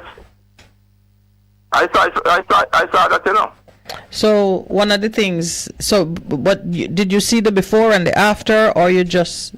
So, because one of the things that happen with these videos is you're oftentimes you're not given sufficient context to fully appreciate what is happening. And I haven't seen it, and I'm not even debating. I'm only making the point so I can take your comments in the right context. Yeah, what I'm saying, I didn't. It probably didn't start from there, But what I saw was the aggressive part where the server was standing there with her arm folded. Maybe what she did. Maybe there was a verbal confrontation, and I don't know. Yes. But then for you, regardless of the verbal confrontation you have with somebody, for you to do something like that to a person, it's assault the person, And then what did you hear now? That the staff was removed from her job? Yes, that's what I saw. I'm not certain, but sometimes these things are social media have to with a great But you're saying if that turns out to be true, you sense some grave injustice has taken place. It must be a grave injustice for somebody to just come from way, come to your country, come and start to them kind of way, and you defend yourself. Well, it don't even matter if they come from foreign. I mean, an assault taking place on the job, and employers, whether it's in a hotel environment or not, have an obligation to provide a safe environment for their in which their staff can work. Yeah, you see, these hotel is a new slave plantation, And what you believe you're getting from these hotels. We don't really get not much from them, just like the backside companies. Yes, the pickings are slim. Yeah, man, we get a couple server work and all, but the vast majority of the money gone back to foreign, so we need. I love how you say gone back. The vast majority of the money never came here. Right, and we make so much sacrifice for them. We give up with beaches, we give up this, we give up that, and what are we getting for doing all of that? Good question to leave us to think about, my brother. We have another call, and I want to get to it. Well, I wish I could get even another minute. No, well, the producer says call us back. Let's get please. All right, I know you can manage it. All right. Okay. Good morning and welcome to the Morning Connection. Good morning. Good morning. Wagwan. Good morning. Good morning. Good morning, Pastor and how are you? Producer and Miss Minett. Not bad. What's up?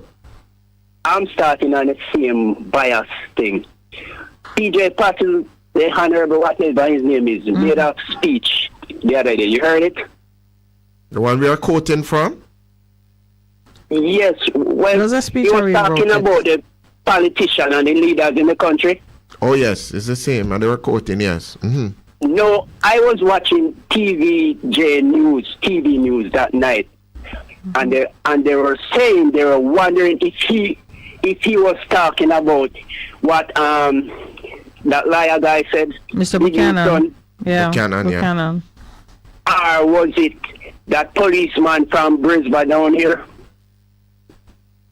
Mr. James.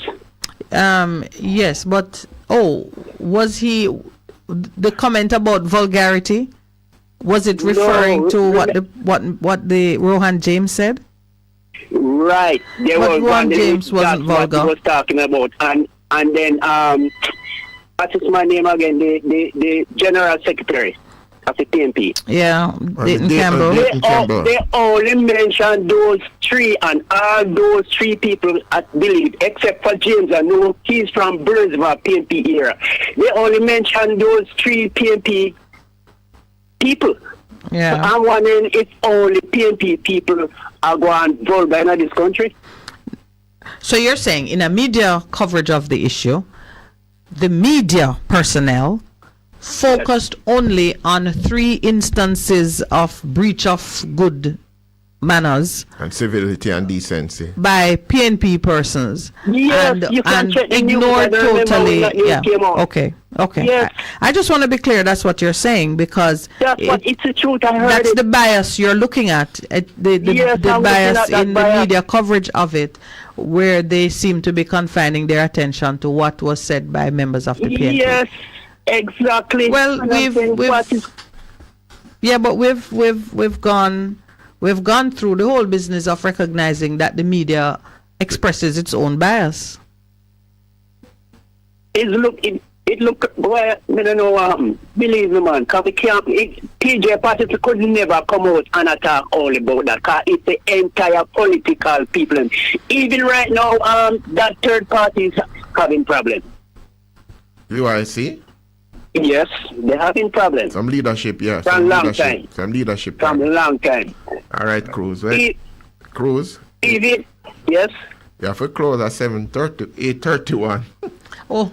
If you can call us back, please. Please. All right. All right, then. Good. I'll try.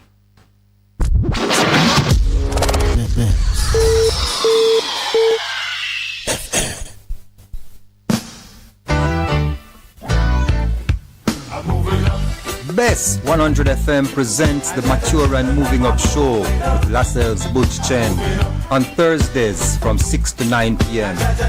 Welcome to this pioneering radio program on our continuing worth in our maturing years. Compellingly defined to educate and liberate the younger generation. Tune in and welcome. Looking to clean your vehicle super clean? 123 Clean Car Wash, located at 2 1/4 Osborne Road, Kingston 10. Entrance on Grove Road, below Tropical Battery. They wash and vacuum, undercarriage wash, engine wash, polish and compound, shampoo and detailing. Call them at 876-631-3400. 123 Clean Car Wash, the best in the business for a cleaner wash. 1, 2, 3, believe me, it's so easy. 1, 2, 3. Vejan Printers for all your printing needs. We specialize in calendars, flyers, brochures, and more. Call us today at 968-7506. That's 968-7506. Or visit us at 4 East Bloomsbury Road, off Haggard Park Road. Vejan Printers, your best choice in printing. Half a tree, 1 and drive, half a tree. Bossy, how you do I take taxi star? Jano, I want to tell you, say, at 2 months now, my transmission mash up, and me check everybody and can't hear nothing positive. Yeah, hear me? Yeah, waste all that time I shop around and never call the experts. Winters Auto have them. Them have over 35 years of experience and them diagnose the problem and get back your transmission brand new. For them service excellent and efficient. Trust me, man. Yeah, hear me? Call them at 929-7040 or go to them at 106 Maxfield Avenue, Kingston 13 and talk directly to the boss. Just tell them I'm me, send you. You big star. Yeah, man. Respect my boss. I try and call you, cause trust me. Auto Spares and Repairs, good afternoon. What a relief. What should a taxi service do for you? On-Time Taxi Service is more than just a ride to the other side of town. They offer clean and spacious vehicles, reliable service, and promise to always look out for their customers. They'll come when you call and take you where you want to go on time. From anywhere at all. You can call us on 926-3866. We are something special on the road. Best 100 FM is the authentic voice of Jamaica, promoting your prosperity with better vibes and better music. Let us promote your goods and services for you. Advertise with us. For more information, call our office at 876-276-8935. That's 276-8935. Morning Connection is not your usual talk show. We aim to stimulate discussion and chart new paths to self-empowerment. So please join us, Minett and Percy, on the Morning Connection, Mondays to Thursdays, 6 a.m. to 10 a.m. on Best 100 FM. It's good, it's better, but nothing beats. Good morning and welcome back. Good morning to the caller on the line. Welcome to the Morning Connection. Good morning. Morning, Wayne. Good morning, everyone. Good morning, Pastor. Good morning, Wayne. How are you? I'm good, I'm good. Still listen to them speech about the type of things they are watching and listening, yesterday I was here and I make a little chat through the YouTube and I see one incident with a woman and she talked about her experience. And like a lady it happened me with her 8-year-old son shot and killed. 8 years old. She talk of she being there, hearing the shot them off her head and 2 man stand up at the fence and there's a fire shot through the zinc fence in the yard and she borrowed a be a pit in there. Still a fire shot when she go in. When I pit them was shot. I remember 1 or 2, but one of them dead. And I think it was her child too. She get the whole experience and something, at the same time, I listen to it and I say, but enough of these ladies, I glorify the gun and killing music them. And also when the children them grow up and see the elder one them, their parents doing these things, they will follow the same example. Correct. And by sending out these energies in the world, you know, in creation, them draw back to themselves the same negative energies. So what goes out with us will come in, you know. What goes around comes around. You know, so the people them need to realize that certain mentality need to change. Need to be banished from amongst them. Yeah, man. Not even the baby them now got spare, because evil not care, you know. Evil does love death, destruction and suffering. Nobody is a baby. Yeah, and the younger it start, the longer time it have to run. In today's paper, Dr. Michael Abrams is writing about an incident involving 2 6-year-old children, where one told the other one something nasty and slapped the child. A little boy slapped a young girl, a 6-year-old child, in her face on a public bus. So it's, and you know, in it he's making the same connections that you're making, that it is what we are seeing in public spaces. If not in our home, we're seeing it around us to the level where, yeah, you're right, it's infecting the children. Nowadays, me all see them people them used to sell the show them for $100 per road. Me all see them. Probably internet didn't get much bigger now. The people all they buy that them not go watch by them something. Right, yeah. But even looking upon these things, look on the things them that have been shown to the children them, cartoons, or they are vile, you know, and thing, and me I say about these things that carry a toll on people's mind. And it's been around for a while. It does. You know. And the so these evil, cause sometimes I sit down and I look at some Western movie, you know. I'm also Western, man. Time I feel like watch a movie, I might watch a Western. Yes. Right? They're still making those. Well, that's old movies, that's some 50s or so. But when me sit down and I look on them still, I say to myself, but all them things are indoctrinate the people their mind in our negative way from long time. So as the years go by, the evil ants become an evil giant now. Yep. So it is so terrible now. It's going to take so much more to fix it. Well, and the worse of the store, and the more it's going to take to fix it, and the longer it's going to take to heal it. All that you say, just make it more urgent to do the intervention. I am of the belief that the transformed mind of man that is moving in alignment with how God wants us to live and be, it happens like that. It's like when you walk away from alcohol or drugs or one of the things that's so addictive, but by the grace of God you can shake that, overcome your shift with one prayer. I believe that is possible, but the work to maintain it is the same, whether it happens just like that, or you have to work at it slowly over time in the way of men.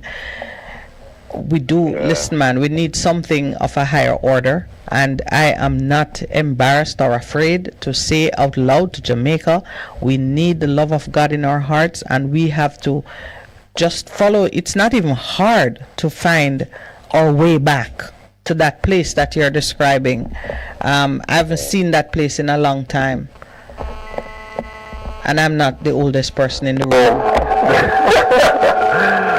And sometimes I look back on my life, my personal life, as a youth born at Cape Page, downtown Kingston, and look on the things them I've been seeing from your baby, and Chrissy now, me draw away from all these life. Me have to just give God thanks, and just know that me have to try, say, I am an example for others to see, say, they can do the same, There's a different way. Yeah. There's a different way. Yeah, man. Yeah. Bless you, my brother. Thank you for sharing with us. Yes.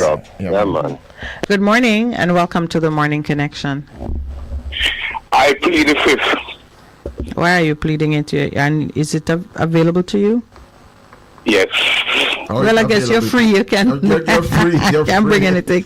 That is from a different covenant. You're free, Aya. We don't have no fifth in the Jamaican covenant. No, but anyway, take it. Every country them have them fifth, but they do it in a different way. All right. Mm-hmm. Yeah. When you call the fifth. When you say the fifth, what are you protecting? Yeah, I will not say anything out of my mouth. They incriminate me, or if I did say anything back. So why? Nah, say nothing. So why? Nah, say nothing. Why you call a talk show to plead the fifth? What is it that's going on with you? I'm just saying that everything happening in this, most thing happening in this country, everybody does silence. Oh, you know, and what they say, shh, we deal with it, man. If the road fix, we are dealing with it. It's all it got to deal with, man. It won't deal with. It won't deal with. And it dead and dead. Like some bridge, let me say, I mashed down in some other country, and then say the member of parliament is nowhere to be around. And Jamaica people they must fully understand. They must fully understand. If they don't fully understand, that means that they are fully done.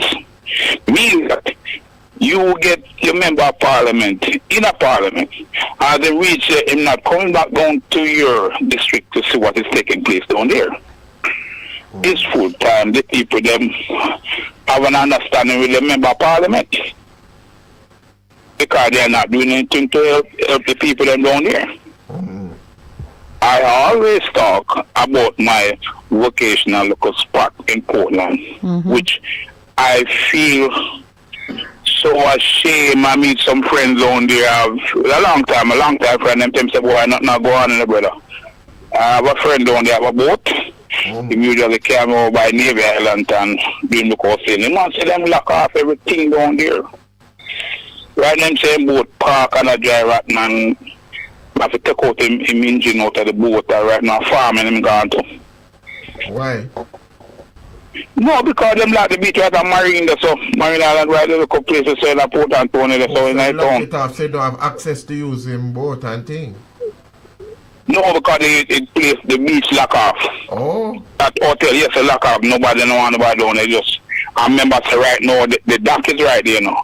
The port for the ship to come in. Then say they refurbish. And not even a boat come park there. Oh, they refurbished the marine and it's still not being used. Yes. And them not do nothing. Someone let so is my friend them attack when I said, boy, right I know.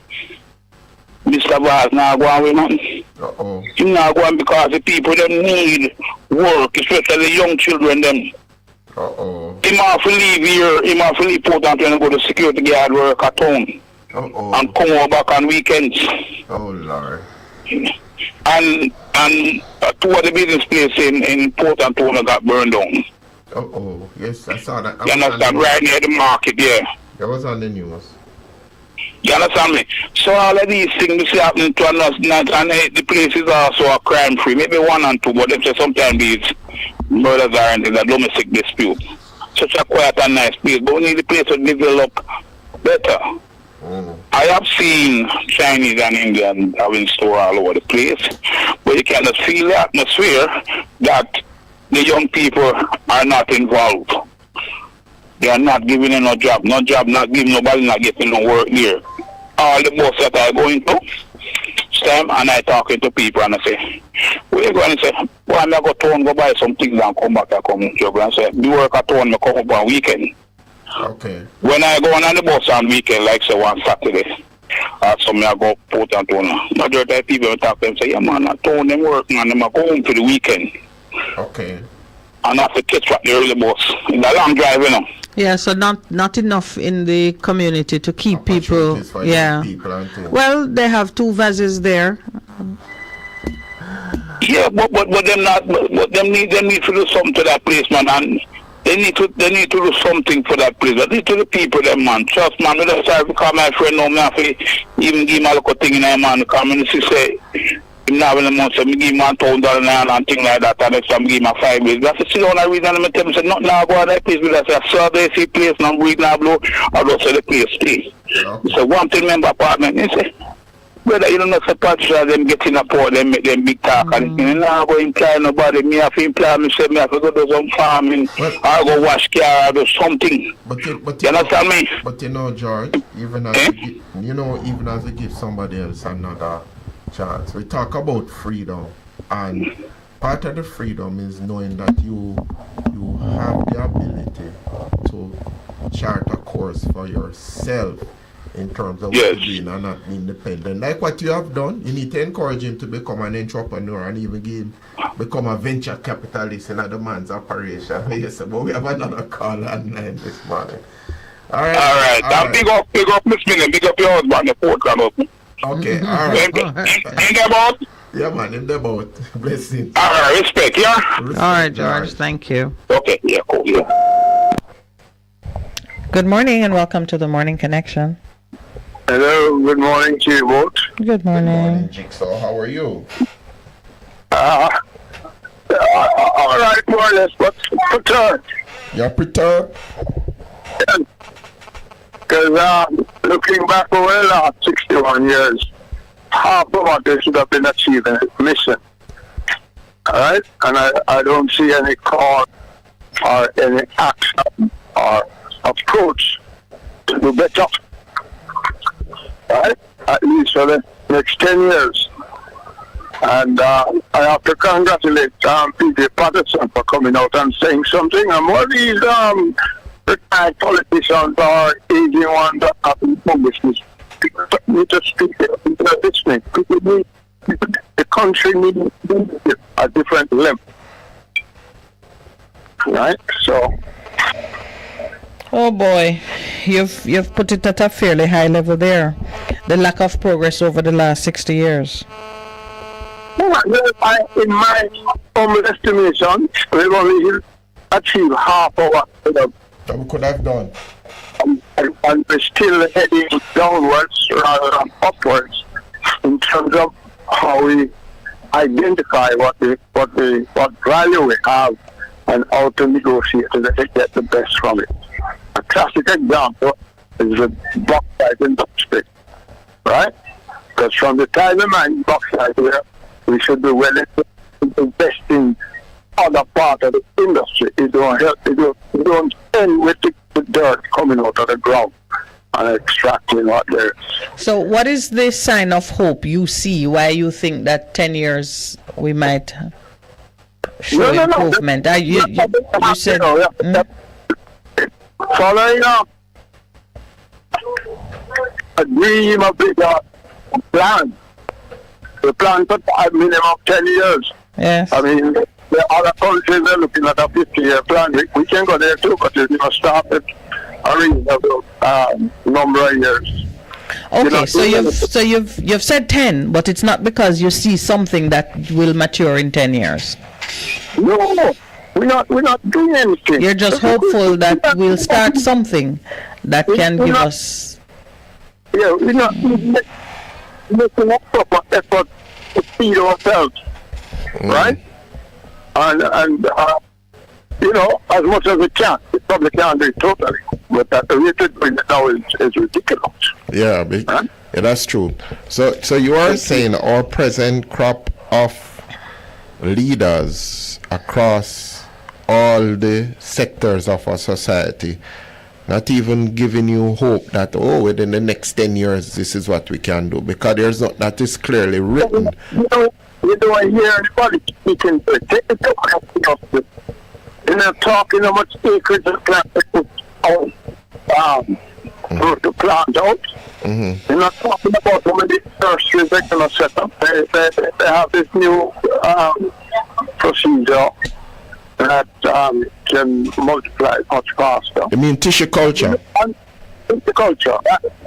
And it's been on it as far as I know for the last 7 years when they know where the funds are. And they don't seem to be seeking to employ or development.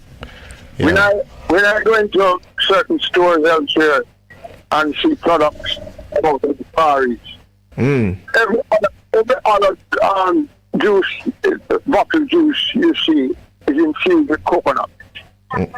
Okay. Yeah. And it's coming from way over in the forest there.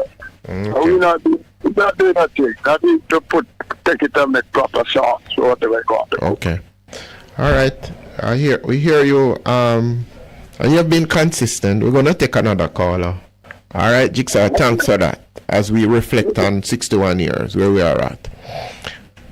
We're not anywhere. We're stepping backwards. All right. Good. Blessings. Good morning, caller. Thank you for calling the morning collection. How are you today? Blessed morning, my time. Yes, it's sir. your time. It's Good your morning. time, my priest. How are you? I'm fairly fine. We give thanks for the night protection, morning praise. You know? Yes, man. What's up? I heard the story of the Empress, Rachel. Yeah. Yes, she's passed. Yeah, but it's a more while, instead of mourn our death, we celebrate her life. Mm-hmm. And I try to remember all of the good and nice things you say about the radio, and all of the people together sit down and hold a joy. Anyone who remember all of these nice things concerning her, just put it forward.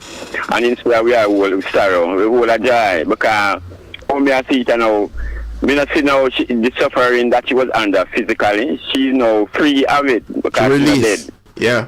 The body where she in dead. Mm-hmm. So she's free of all of these things where she does suffer and I go through, you understand? Yeah, man. And if she had children or grandchildren, one of them there, she will return through, because no one dies. Everyone live through them children or them grandchildren. Understand? So instead of we are mourning her death, we're supposed to celebrate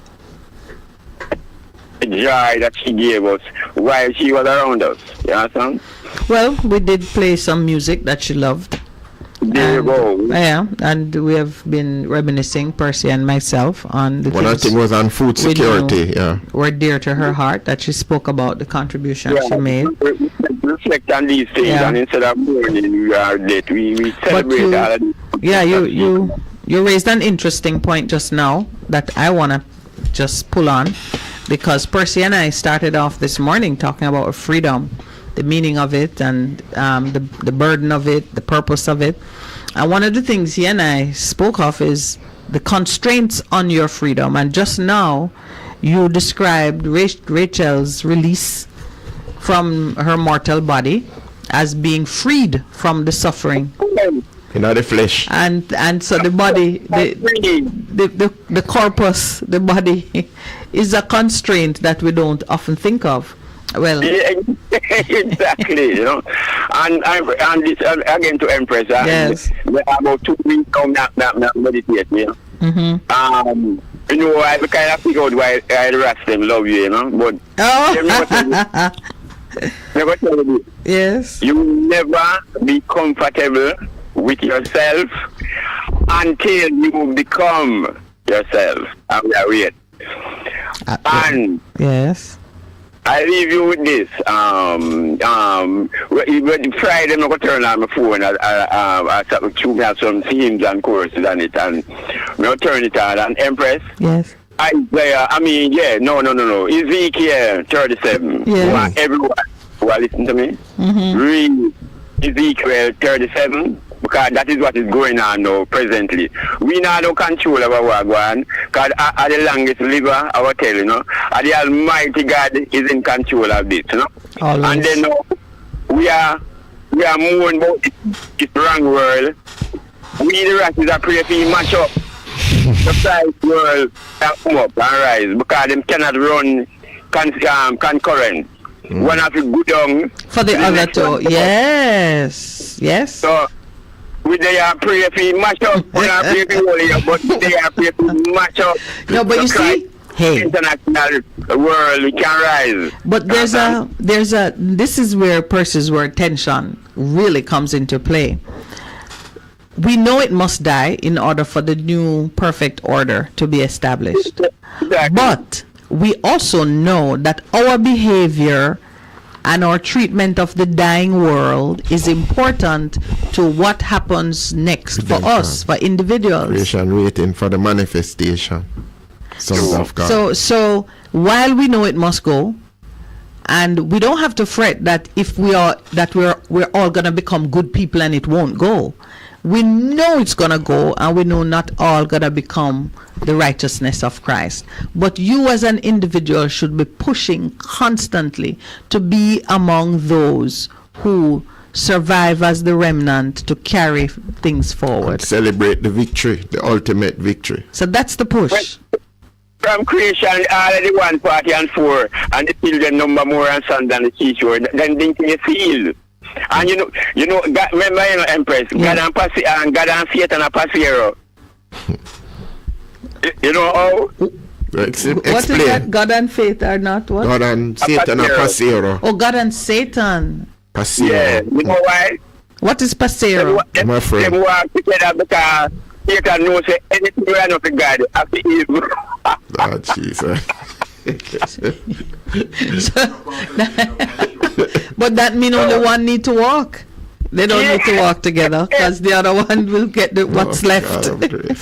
But yes, we do.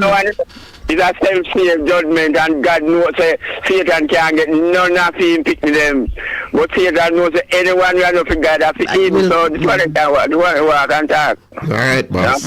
I'll tell you, I'll repeat it. Yes. Ezekiel 37. I think Pastor already find it. Well, you know that Ezekiel 34 was in my heart for a while, and that's the run up to 37, because by the time we get to 37, we understand the judgment. I'm going to give you this.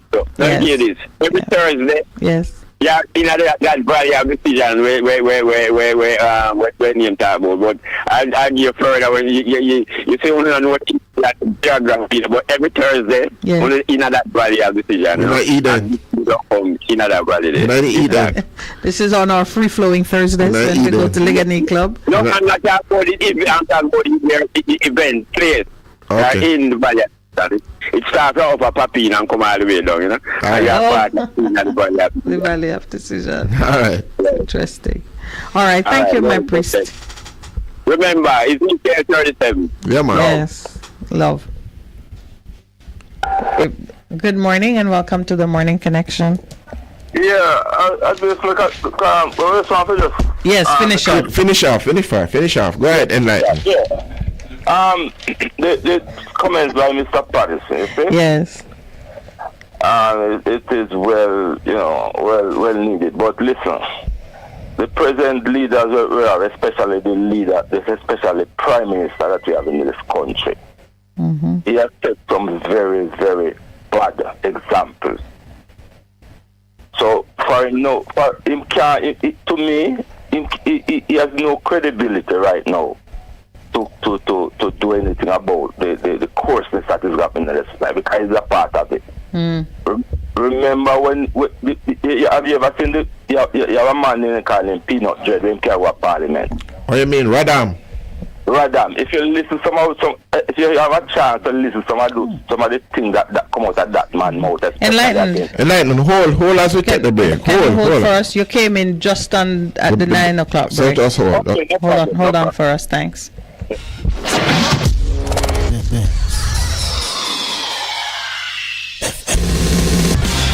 You're simply the best.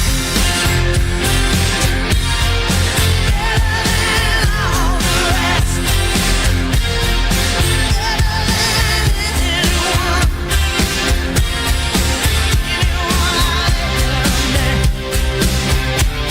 You're simply the best. Best FM 100 on your dial. Keep listening. What should a taxi service do for you? On-time taxi service is more than just a ride to the other side of town. They offer clean and spacious vehicles, reliable service, and promise to always look out for their customers. They'll come when you call and take you where you want to go on time. From anywhere at all. You can call us on 926-3866. We are something special on the road. Veteran Printers for all your printing needs. We specialize in calendars, flyers, brochures, and more. Call us today at 968-7506. That's 968-7506. Or visit us at 4 East Bloomsbury Road, off Haggard Park Road. Veteran Printers, your best choice in printing.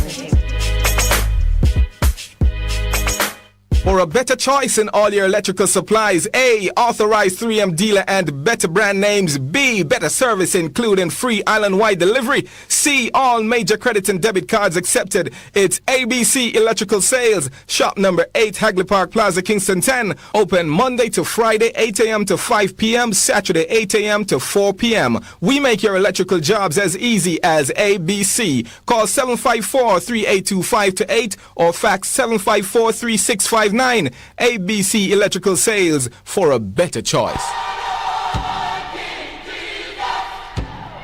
Praise the Lord, praise the Lord. God is good. This is already pastor and friend, Reverend Simon Peter Jones, inviting you, my friends, to listen every Tuesday evening on Best 100 FM at 7:30 p.m. for the program The Voice of Hope, as we extend hope to the hopeless in this dying world. God is good. Be encouraged. Hope is in the Lord.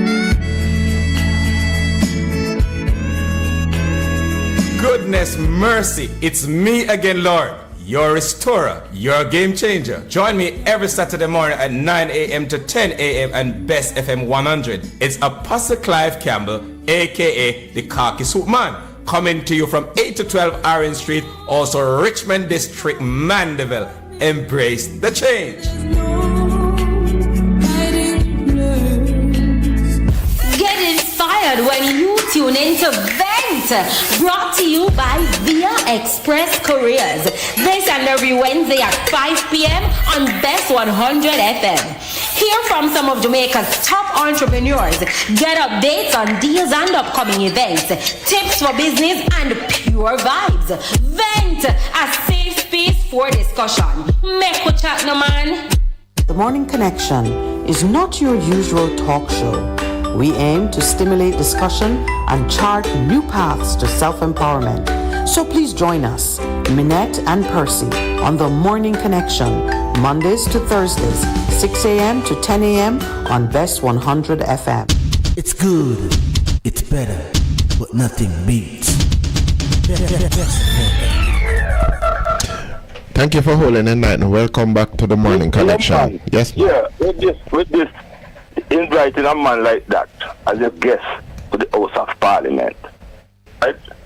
Some of the things, some of the speech, what he made most of the time, talking down to people. You remember the aggressive manner that he came on with the students when they were discussing the needs. Mm-hmm. And the way he was so aggressive talking to that youngster. Now, if you have a leader like that, and most of the time he caters to the lowest denominator, he can't come now and try to tell people that there must be civility. Civility is not to talk down to people. Civility is to reason people and respect people's opinion and all that type of thing here, you know. Well, he could come, and with how he does it is what's important, because he can repent of that behavior. He can stand and say, I see that the way I've done things has not been for the best of the country.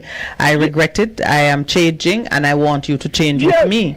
So he can come and do it. It's just what's required of you when you are making that kind of pronouncement. If he takes that approach, then. But did you listen to his New Year's speech, his New Year's message? You mean New Year or Independence? Which one? Independence message. No, the New Year for true. Yes, I'll match that against the one that Mark Bolin make. Just listen to the both speech and you'll see what I'm talking about. This man has no credibility to make any change when it comes to civility in this country. He's one of the most divisive leaders this country has ever had. And you know what is so disappointing? Yeah. I have never felt so disappointed in a leader like what I feel disappointed in this man. This man was born after independence, you know. He grew up in he's supposed to grow up in the 80s as a youngster when he saw what Jamaica was like, you know. And I come in the 90s and him come now instead of he make a change for the better of the country and lead the youth them. Him come with this bro God, Radam, the lowest of the lowest on the street. I low street talk them, you know. No, I know you feel that way about it, but do you think he's doing it just, to be different, or is he, where you say he plays to the lowest denominator in a democracy, making your connection with the masses, the ones who approve of you and the ones who keep you in power, is considered sensible? So isn't it more a commentary on what's popular and what's working and who we are than it is, because maybe in his private space and time and so on, he's nothing like what he does in public. That's a lack of integrity. That's the way we are in this country, because sometimes, I remember you say the type of music that is being played when we should be coming out and condemning those type of music and the type of lifestyle and the type of ghetto business, that the type of coarseness in the society. Nobody else said nothing. Nobody said, "Boy, the culture, the people, and the culture." Yeah, but that's not true that nobody says anything. We have a vocal church community. We have people like Percy and myself. Few people like me, and probably you, and probably Pastor. Yeah. But the majority of people, because even people at the university glorify some of those things, and they're surprised. It's the people, man, the Jamaican culture, and that. All right. But the professor, the late Professor Nettleford said, a butu driving a Benz is still a butu, All right. A butu in a Benz is still a butu. And I believe in uplifting the people. I don't believe. I once somebody quote, I think Norman Manley said that, So you must be able to go down in the gutter and you come out back, you're doing dirty, Go down in the gutter and you come out dirty. Okay. Norman, they said the great Norman Manley said something like that. Yes. I don't believe in a leader that because to be popular, you go down to the lowest denominator. You lift up the people, yeah, but you're not following me, I'm saying to you, is it that what the PM does is reflecting what the large majority of Jamaicans are about today? So the issue is not the PM. It is who we are, because he comes out of us and he is striking a chord that is familiar and resonant with the people who elect him. So the change don't begin with the PM. Although he can, of course. Man, it can begins with leaders, man. If you are comfortable with what the people are doing, and you don't turn up your nose on what. All right, the producer signaled me said that debate could take us the rest of the morning. But I don't want. I want us to own it and be equally responsible. Because if we reject him, then that behavior would stop. Because he's in it for votes. Yeah. All right, that's true. Yeah. All right. Well, if you know better, you must do better. All right. I agree with that, but I'm not looking votes. All right, let's take the other call. Good morning and welcome to the Morning Connection. Good morning and welcome. All right, we lost that one. Percy, that is a big debate that we've got to dive into. I agree. Good morning and welcome. Good morning. How are you, my brother?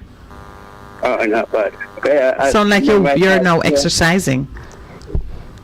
How many percentage did this present PM party get in the vote? How many what?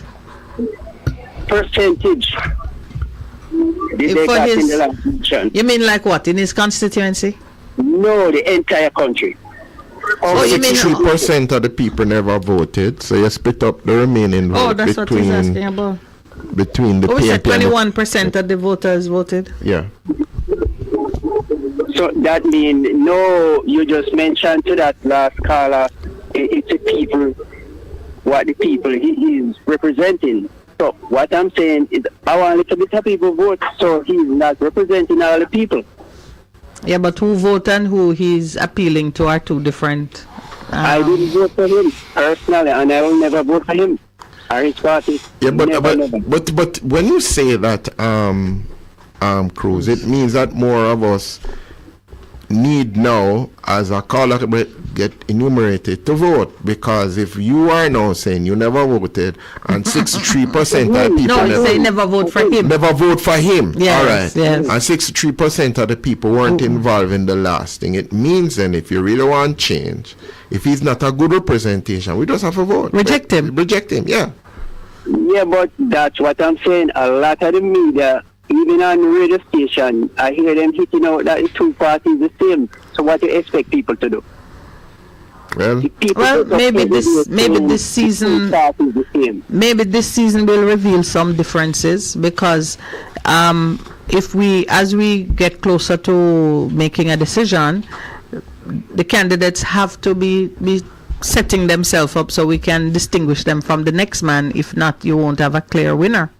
And that is why we have to be educating ourselves as to what it is we want our leaders to represent. Do we want them to represent the lowest denomination, the basest instinct, or we are saying, if you're going to represent me, you need to raise the standard in terms of what you say and what you do, because people can't say anything you want them to say, you know, but then you judge them by their actions of the past.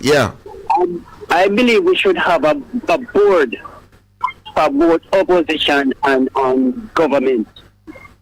That when they promise to perform and they don't perform in the 100 days like this one promise, you vote him out. Well, the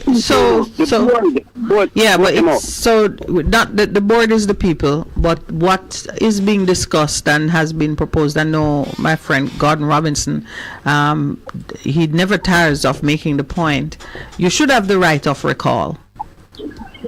And two things would need to happen. One, you should vote for your prime minister rather than the party selecting whomever they think can hold the job. And two, any elected person should be subject to a right of recall on some conditions that are easily triggered. That's why we need constitutional reform, proper constitutional reform. So that will definitely be a part of the reform process. Oh, one thing I called to ask, but I have so many things I have to call tomorrow. What did the general said about Bess? Why is suing him? As I didn't hear or read why. Only heard it. Well, he did two things. One, he in whatever statement he was making on the hustings, he called up. He had a moment of silence for a murder victim of years gone by, and he made mention of it right after making some comments about Minister Vaz, and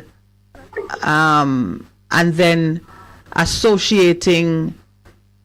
He then made a comment about leadership of the nation. He said dregs of society are leading the nation, and those utterances, in the way he made them, left it open to Minister Vaz to quite rightly say, I have been defamed because you made these statements in a context where a right-thinking person would assume you are referring to me. But Miss Minett, yes, most Jamaicans are not right-thinking, like me. Well, when it goes to court, we will see. And I think Minister Vaz has done the right thing. If a man says something that could cause you to feel that you're being disparaged in your reputation, you are entitled to take it to a place where it can be adjudicated on, and he has done the right thing, and I believe he should have done it a long time ago, because there comes a time when people begin to say things, and he does it because he's a politician and his reputation is there in the public domain. There are many things that I probably should have litigated myself, but hey, I think I'm more effective when those things are a part of my story. Miss Minett. Yes. Was that murder victim a male or female? All right. So now you sound like you want to get me on a lawsuit with Mr. Vaz. We don't know. You go and listen to the clip yourself. It's I'm sure it's available somewhere. Or get the papers. Huh? But we don't know what you're talking about. It sounds like you want to make trouble. Yeah, go ahead. But Cruz, we may speak of it in a humorous vein, and some say, what is joke to you is death to another man. These are serious things, and we should never say them lightly. The freedoms that we enjoy when we can speak and we're in people's ears and so on, man should not be reckless with his speech. Miss Minett. Or he must pay for it. Yes? If this guy Green didn't pay for when he was drinking those nice drinks and eating around his table. But you know what? We missed an opportunity there. We missed an opportunity. One of the things we don't see a man exercising his freedom to do something that you should have done or everybody else should have done it, and because you didn't do it, you want to make light of what he's doing. No, if you have when it matters to you, you act on it. And the very decline in morals and decency and good behavior that we're talking about comes because too many people take all kind of bad things sitting down and say, "Acha, it no matter." Yeah. We have to drop. Yes. Is the country broke? As in, not have the money? Yes, no money. You have to talk to Mr. Dr. Clark about that. Pastor. Yes. I remember years ago, not long time, when holidays come in, work used to give out like the bush, the road bank. Oh, they're saving it up for local government. No, man, that has been going on. It depends on what area you are in. Not in his area. I've seen it. There was one day in the election. Don't mix it up with JPS cutting the No. The road bank, the bank, and there's some pothole down here. I mean, there's some pothole on the road that the MP drive to his place. I mean, who is your MP? Who is your MP? Well, the JP MP. Yeah, yes, it's the MP. So you're not seeing the usual energizing of the communities with a little holiday money and so on and so on. That you normally see. Perhaps. Well, let me tell you something. There was a time, when many persons protested it and said that is pork barrel politics and so on. So it's good if we are approaching these expenditures in a more careful way. I don't think the country is broke. I'm of the view that a country can never be broke as long as people are living in it and spending money. It's just a question of how that money is being captured and how you prioritize your expenditure.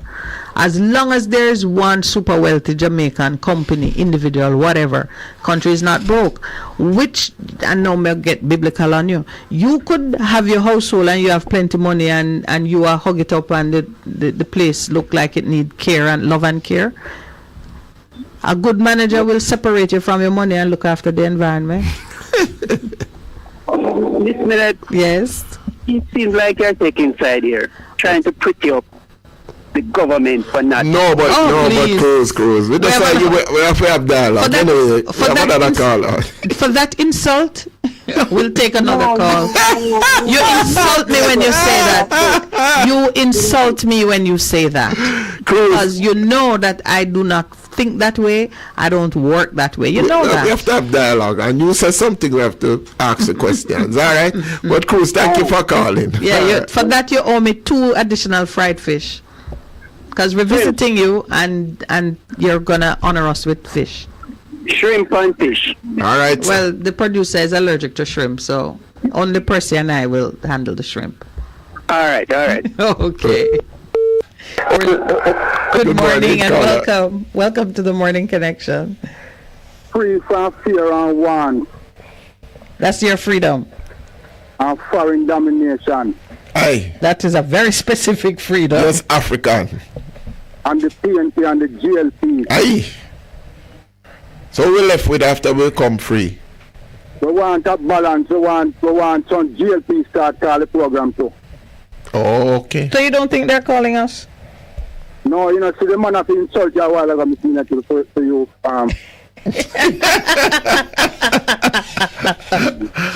That's just him because No man, I'm free to do that, man. Yeah. That's them loving freedom, you know. I don't mind that. How are you, African? Free for the petty things. Want free from foreign domination. One. When you get oil from Venezuela, we don't want no government to tell about enough to take the oil from them. All right. And when we have a law in Jamaica, we don't want no government to come and tell you how to change it for them can come in, come break it. Okay. And the fear of the people must feel live under in Jamaica. As a come out your yard and kill you. Yeah. So freedom from fear of insecurity. Yeah, go ahead. And the wants food security. You don't have no land to plant your own food. True. So the freedom something is just a fairy tale. And all them people that I seen at the stadium yesterday. Huh? We're listening. Come in a stadium in a car, drive around stadium, and a fall off and a carry on. Huh? Some people enjoyed it though. Yes, I see headlines saying the drones were back and there was great excitement and so on and so forth. How the drum never see the man where they drive with him woman and shoot her in the car and then he shoot himself. And when they hit How the close. drum never see that. Yeah. And the little youth that stop up his father and kill his father. You know? The drum can't see them subject to. Well, those were entertainment drones. Those were not security drones. Them have any security drone, Yeah, man. Of course, they have a whole lot. You can use drones to do anything you want to do. They do. So them use it in a fight war in Ukraine or Russia. We are talking about Jamaica. Reverend. Now I'm saying that they have The capability is there, and we do have them. Yeah. So why them don't use it in Jamaica? That is a question you have asked us before. I don't know right? if they're not using it. I think one of the things, African, and I did not go to the police show and tell when they were looking at how technology is being used in the force, but one of the things that you won't typically hear is a full outline of the law enforcement tools and strategies, because that's also letting the enemy know what you're up to. But drones are not even, that's not even new technology. Surveillance drones to map the terrain, I believe they are using them. But them not working. I wouldn't say they're not working. The problems that we have fighting crime is more human than technology based. We need greater participation of citizens in saying what you know and addressing certain things. We need more integrity and honesty in the police force in terms of how things are done. Yes, and they have a leadership issue too. If we need greater participation from the people in our country, yes, why them treat the president of the police? What them call a president? Mr. Rowan James, Yeah, how they have but- treated him. Why am I under that treatment? Yeah, but that's happening internally. And if you notice too, a few voices come out and decry it, but not even his own people. I would have expected that the whole police force would have stayed in yard. You take my leader. They have a law will prevent them from doing that. There are laws that address how you take industrial action and so on, but man, find a way. You see, this is why this morning Percy and I were talking about freedom, because the law is a constraint on your freedom in certain areas. But if you understand your freedom, you think and act without constraint or restraint. Yes. Yes. You know one country named Niger? Yes, with the junta. Yeah.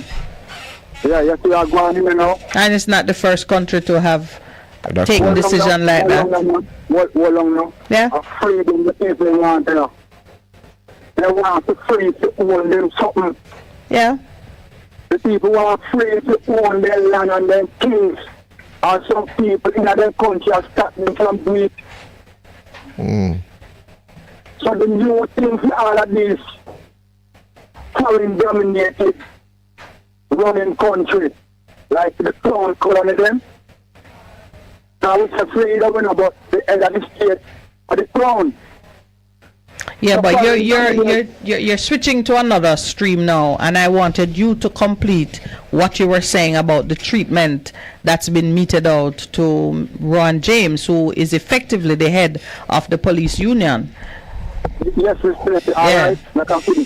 Finish the thought on that, because I put to you, you say if they want people to be more involved, why have they treated basically the head of the police union? And I tell you that's an internal matter, because the treatment he's getting is from within the force.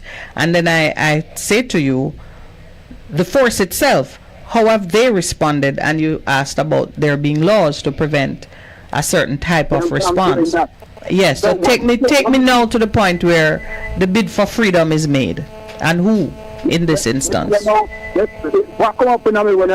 Yes.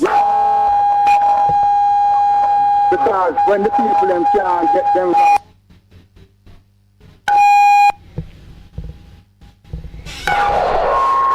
but we have to go. African, you've gone out. Yeah, the call is deteriorating. Are you getting a call? Because no, Miss Minett. All right, go ahead, because I just broke up with some feedback. Yeah. Yeah, man, let them go on, man. What me I say now, if they ever treat the police them like that, and then can't demonstrate, that means them under bandage, you know. Who says they can't demonstrate? Huh? Who says they can't demonstrate? So you know, see them not demonstrate, Reverend. Yeah, but not doing it and can't do it are two different things. What it seems so like them can't do it. I never see them do it yet. Yeah. So what me I say now, we don't know if them have planned something like them in Niger. That's why you raise Niger. Yes, because the people down there couldn't get the right neither. The soul of them have to work on the foreign domination and foreign power and foreign people with only government where they're not depend on need. You see me I say, Miss Minett? Yes. So certain radical people in the country are going to step up in Miss Minett.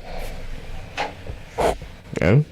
It's a very strong possibility. I tell the church and the state now, fix up the thing, brethren. Well, you know, it's interesting you're making that comment, because a previous caller said some are fighting to preserve, and the Rastaman is praying to see the system fall, because the righteous system can't come about until the unrighteous one falls. Now you're saying to the church and state to fix up the thing, but do we want it fixed up? Because what kind of fixing up are we talking about? Change from the fall. But the fall is inevitable. Huh? The fall is inevitable, you know. Babylon must fall. Let's use words that we can relate to. Which minute the fall up now already, you know? The fall up now already, Miss. So it's inevitable. So what is the change we're talking about? So the change now is to move away from the fall. All right. Okay. African, we have to take the break. It's 9:30. God never said the whole way of a fall, you know. Okay. We got to take the break now, my brother. We're getting the signal. So all sorry. Right. Okay then, African. Thanks.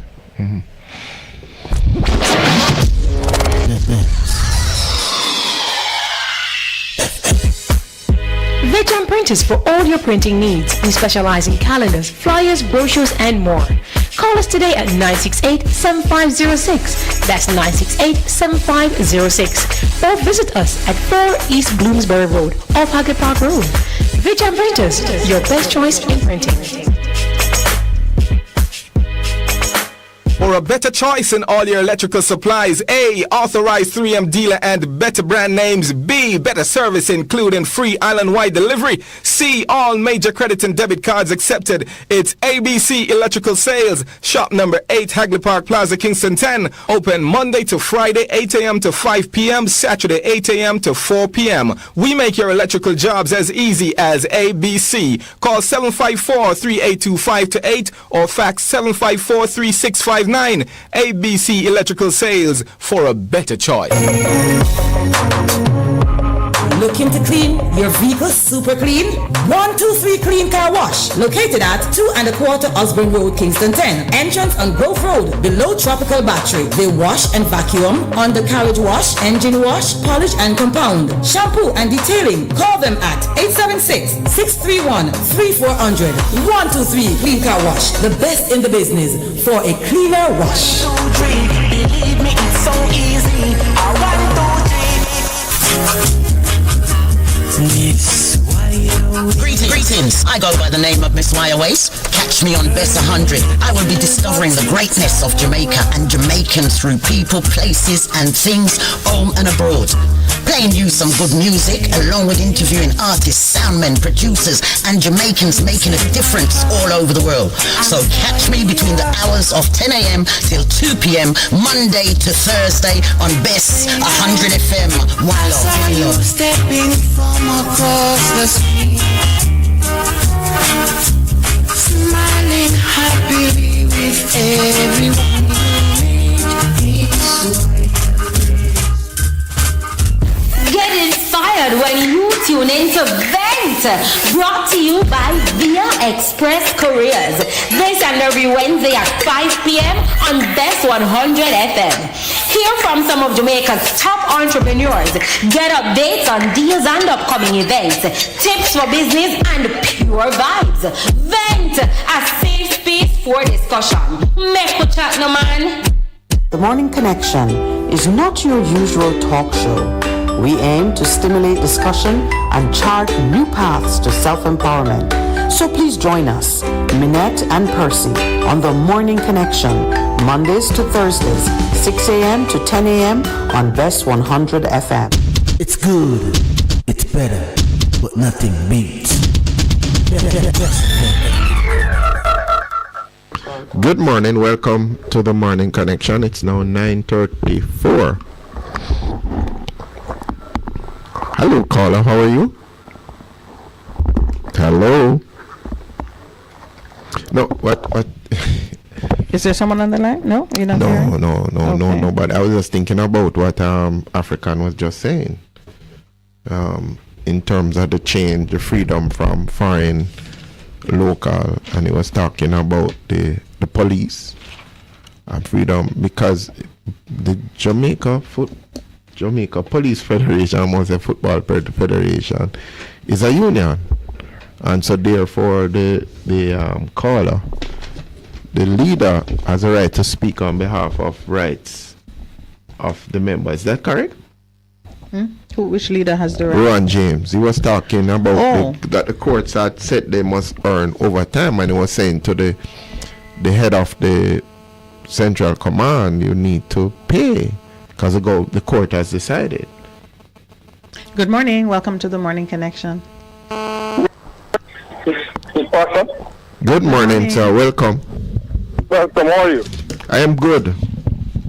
Yes, I just want to swing in for that little topic that gentleman has come for the Police Federation chairman. Yes. It's something the Jamaican people, they have to look into these situations and see how the government and a whole deal with people who comes out and talk about the running of the country and the unfair treatment that they are getting from the government. Look and see how much person come out and talk and what happened to them after them finish talk. You mean that they are attacked or targeted? Punished. They're targeted. punished. Yeah. Not only attack but punish. Anytime you come out and say anything about the government to show them up and fair treatment the people get, just look at them just after. And you see what the police head of the stream come up with? Something from about 2011. They come up with take him off of duty. 2011? That's why are you kidding me? From 2011, because what they're saying that he was behind the PMP in some election, take some leave, absent, and all bring up back now to what he said on the platform the other day.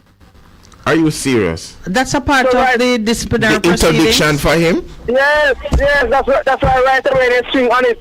And you see, you have a new station. No. Slow down for me. Slow down for me, please.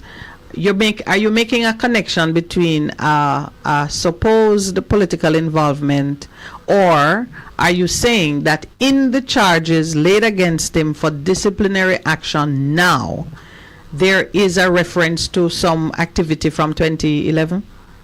Well, based on what I heard on a news station, yes, a popular news station, that they highlight the JP party more than anything else. Yes. When the JP party anything wrong, you don't hear them come out about it. Right. But let the PMP party just utter something, and them swing on it right through the day and night.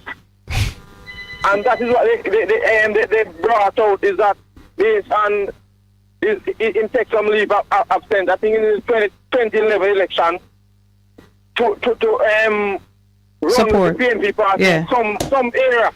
All right, so that's a major one. What I'm trying to do is distinguish between speculation and argument from the actual charges, because I believe the disciplinary action which he faces now is confined to the utterances made in public, which High Command says would have the effect of undermining their authority in dealing with rank and file. Yes. I gather that come from the High Command also. That he's known to be a political activist for the PMP. So I don't doubt that there is argument in the field about his political leanings. I don't doubt it, and it should not feature at all in the disciplinary proceedings, and I'm sure it won't in a direct way. It is out there. It is well, I mean, it's from 2012. Yeah. And they are bringing it now because they charge him. Then something is really wrong. But you see, who's bringing it now? They're not bringing it as a charge. Well, I said, based on what the news media read out, yes, they highlight it, why them put him on suspension. And interdiction. That was part of it in the reading out. In the affidavit, that was okay. We'd love to hear it. Yeah. But remember, it's in the courts, you know. It's in the courts. This country is gone into a dictatorship country, and it is a mess. I tell you, regardless of even the accuracy of the reports, that Jamaicans are feeling that we've descended into some autocratic type of rulership. And it's not the first time I'm hearing that statement. I myself have seen signs of it. It means we need to take corrective action. Look at the lawyer man the other day who came out and said something about the DPP. Yes. When I watch the video, I hear him say, an artist sing the song. Yes. And he repeats what the artist said. Well, you're giving... This artist sing this song, and he repeats the line in the song. Right. And what they let him do to him. Yeah, because the context, he was answering a question put to him, and that's how he chose to answer. Well, he exercised his freedom, and others have exercised their freedom to decry it. Are you saying there's nothing wrong with what he said and the context in which he said it? Well, because I know he said, remember him said the artist said the DPP if he whatsoever.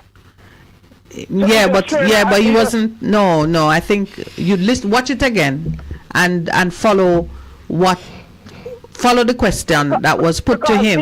Look at Mr. Warmington. I'm going to Mr. Warmington go and disgrace all the parliament and tell them off some shameless things in the parliament. And that should have been dealt with too. And that should have been dealt with also. And it's not too late either because Mr. Warmington still lives.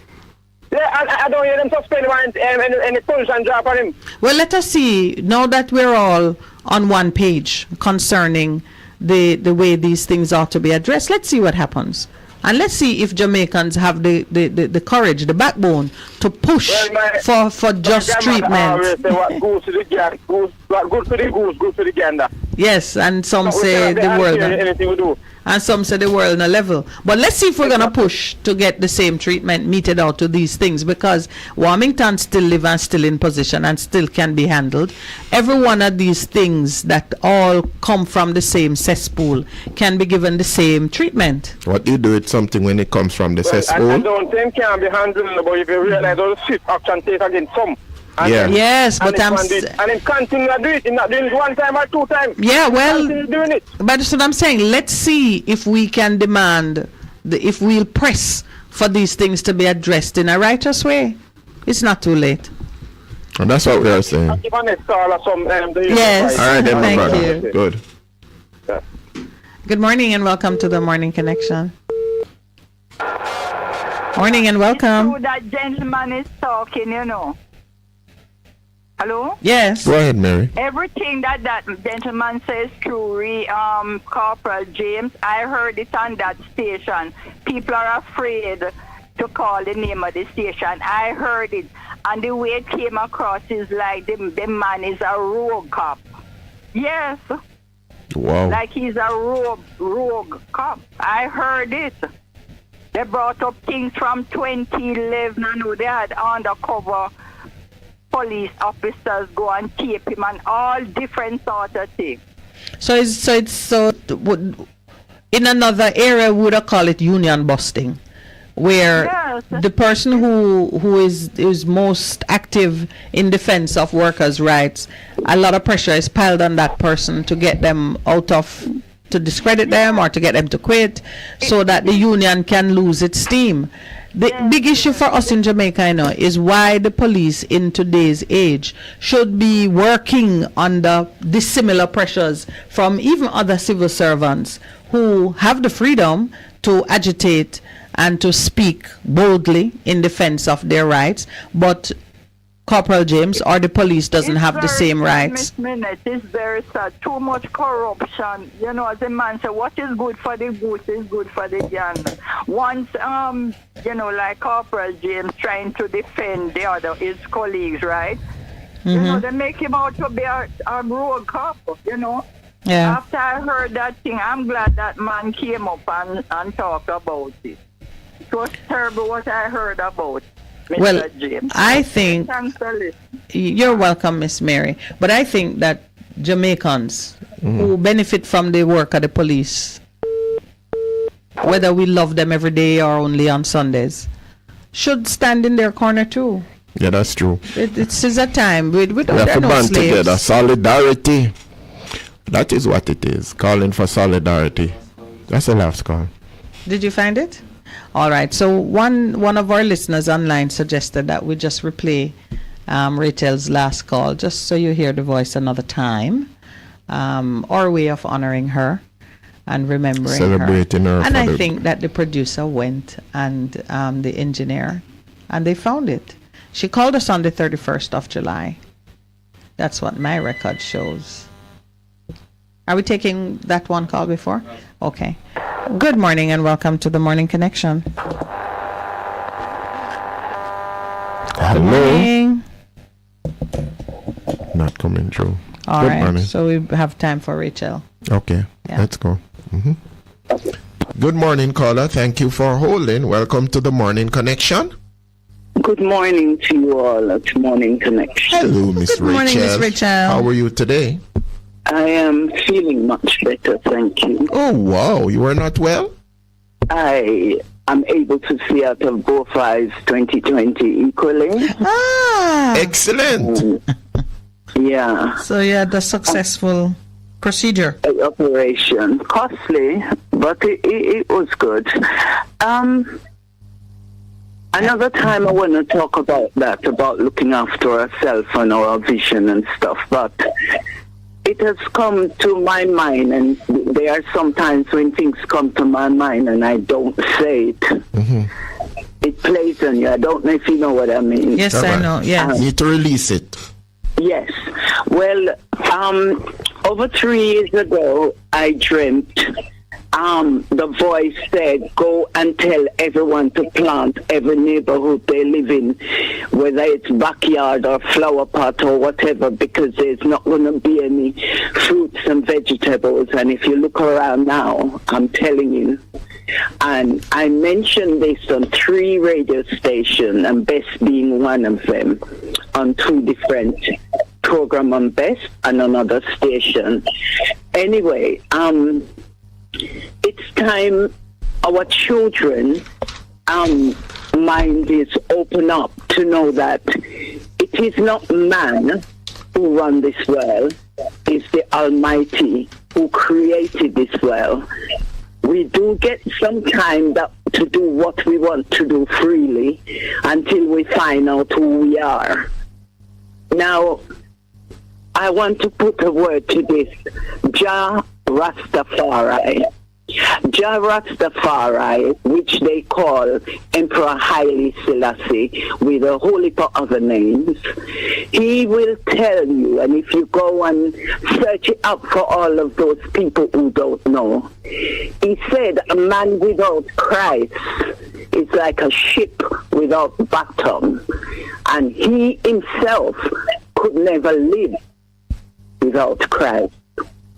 Now, all these names that has made up, jump up and put together, it's not the name of the Almighty. A little bit from here and a little bit from there, and man want to please himself, because men are men pleasers, majority of them, and they'll want to do whatever they want to do.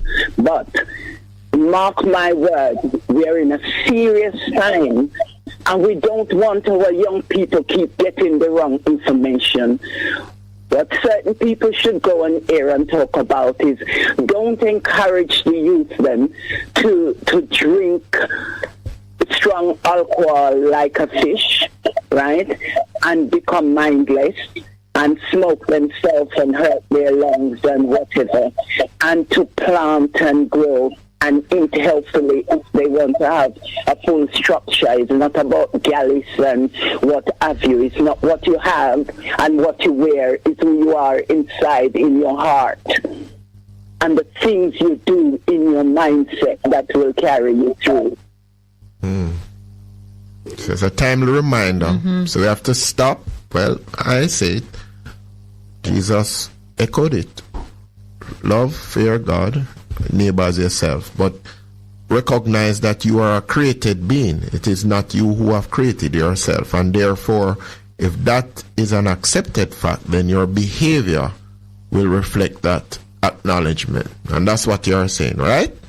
Correct. Okay.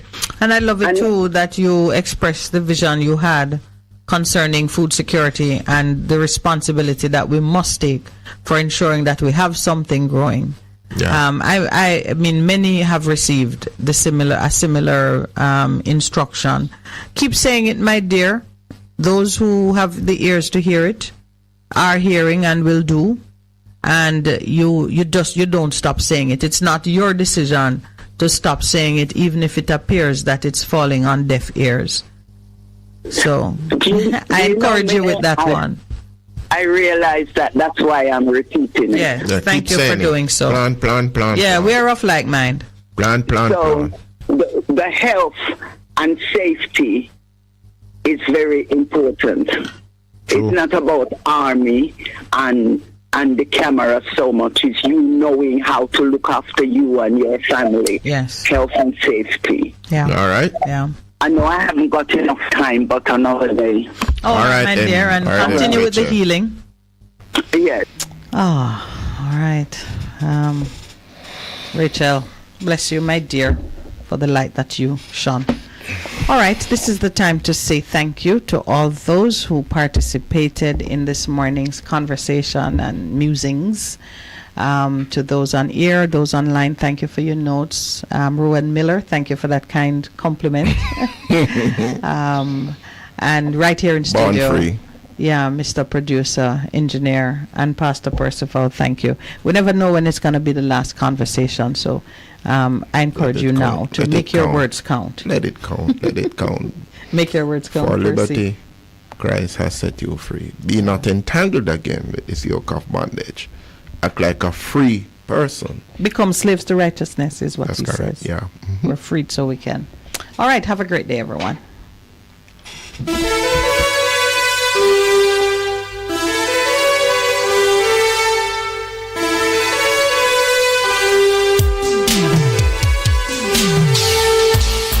What's the matter, people?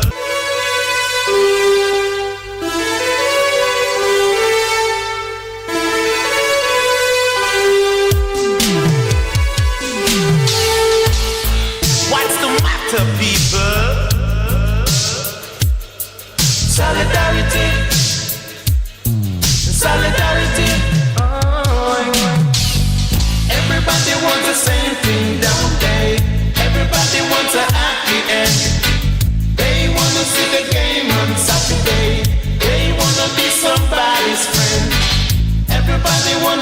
for a living.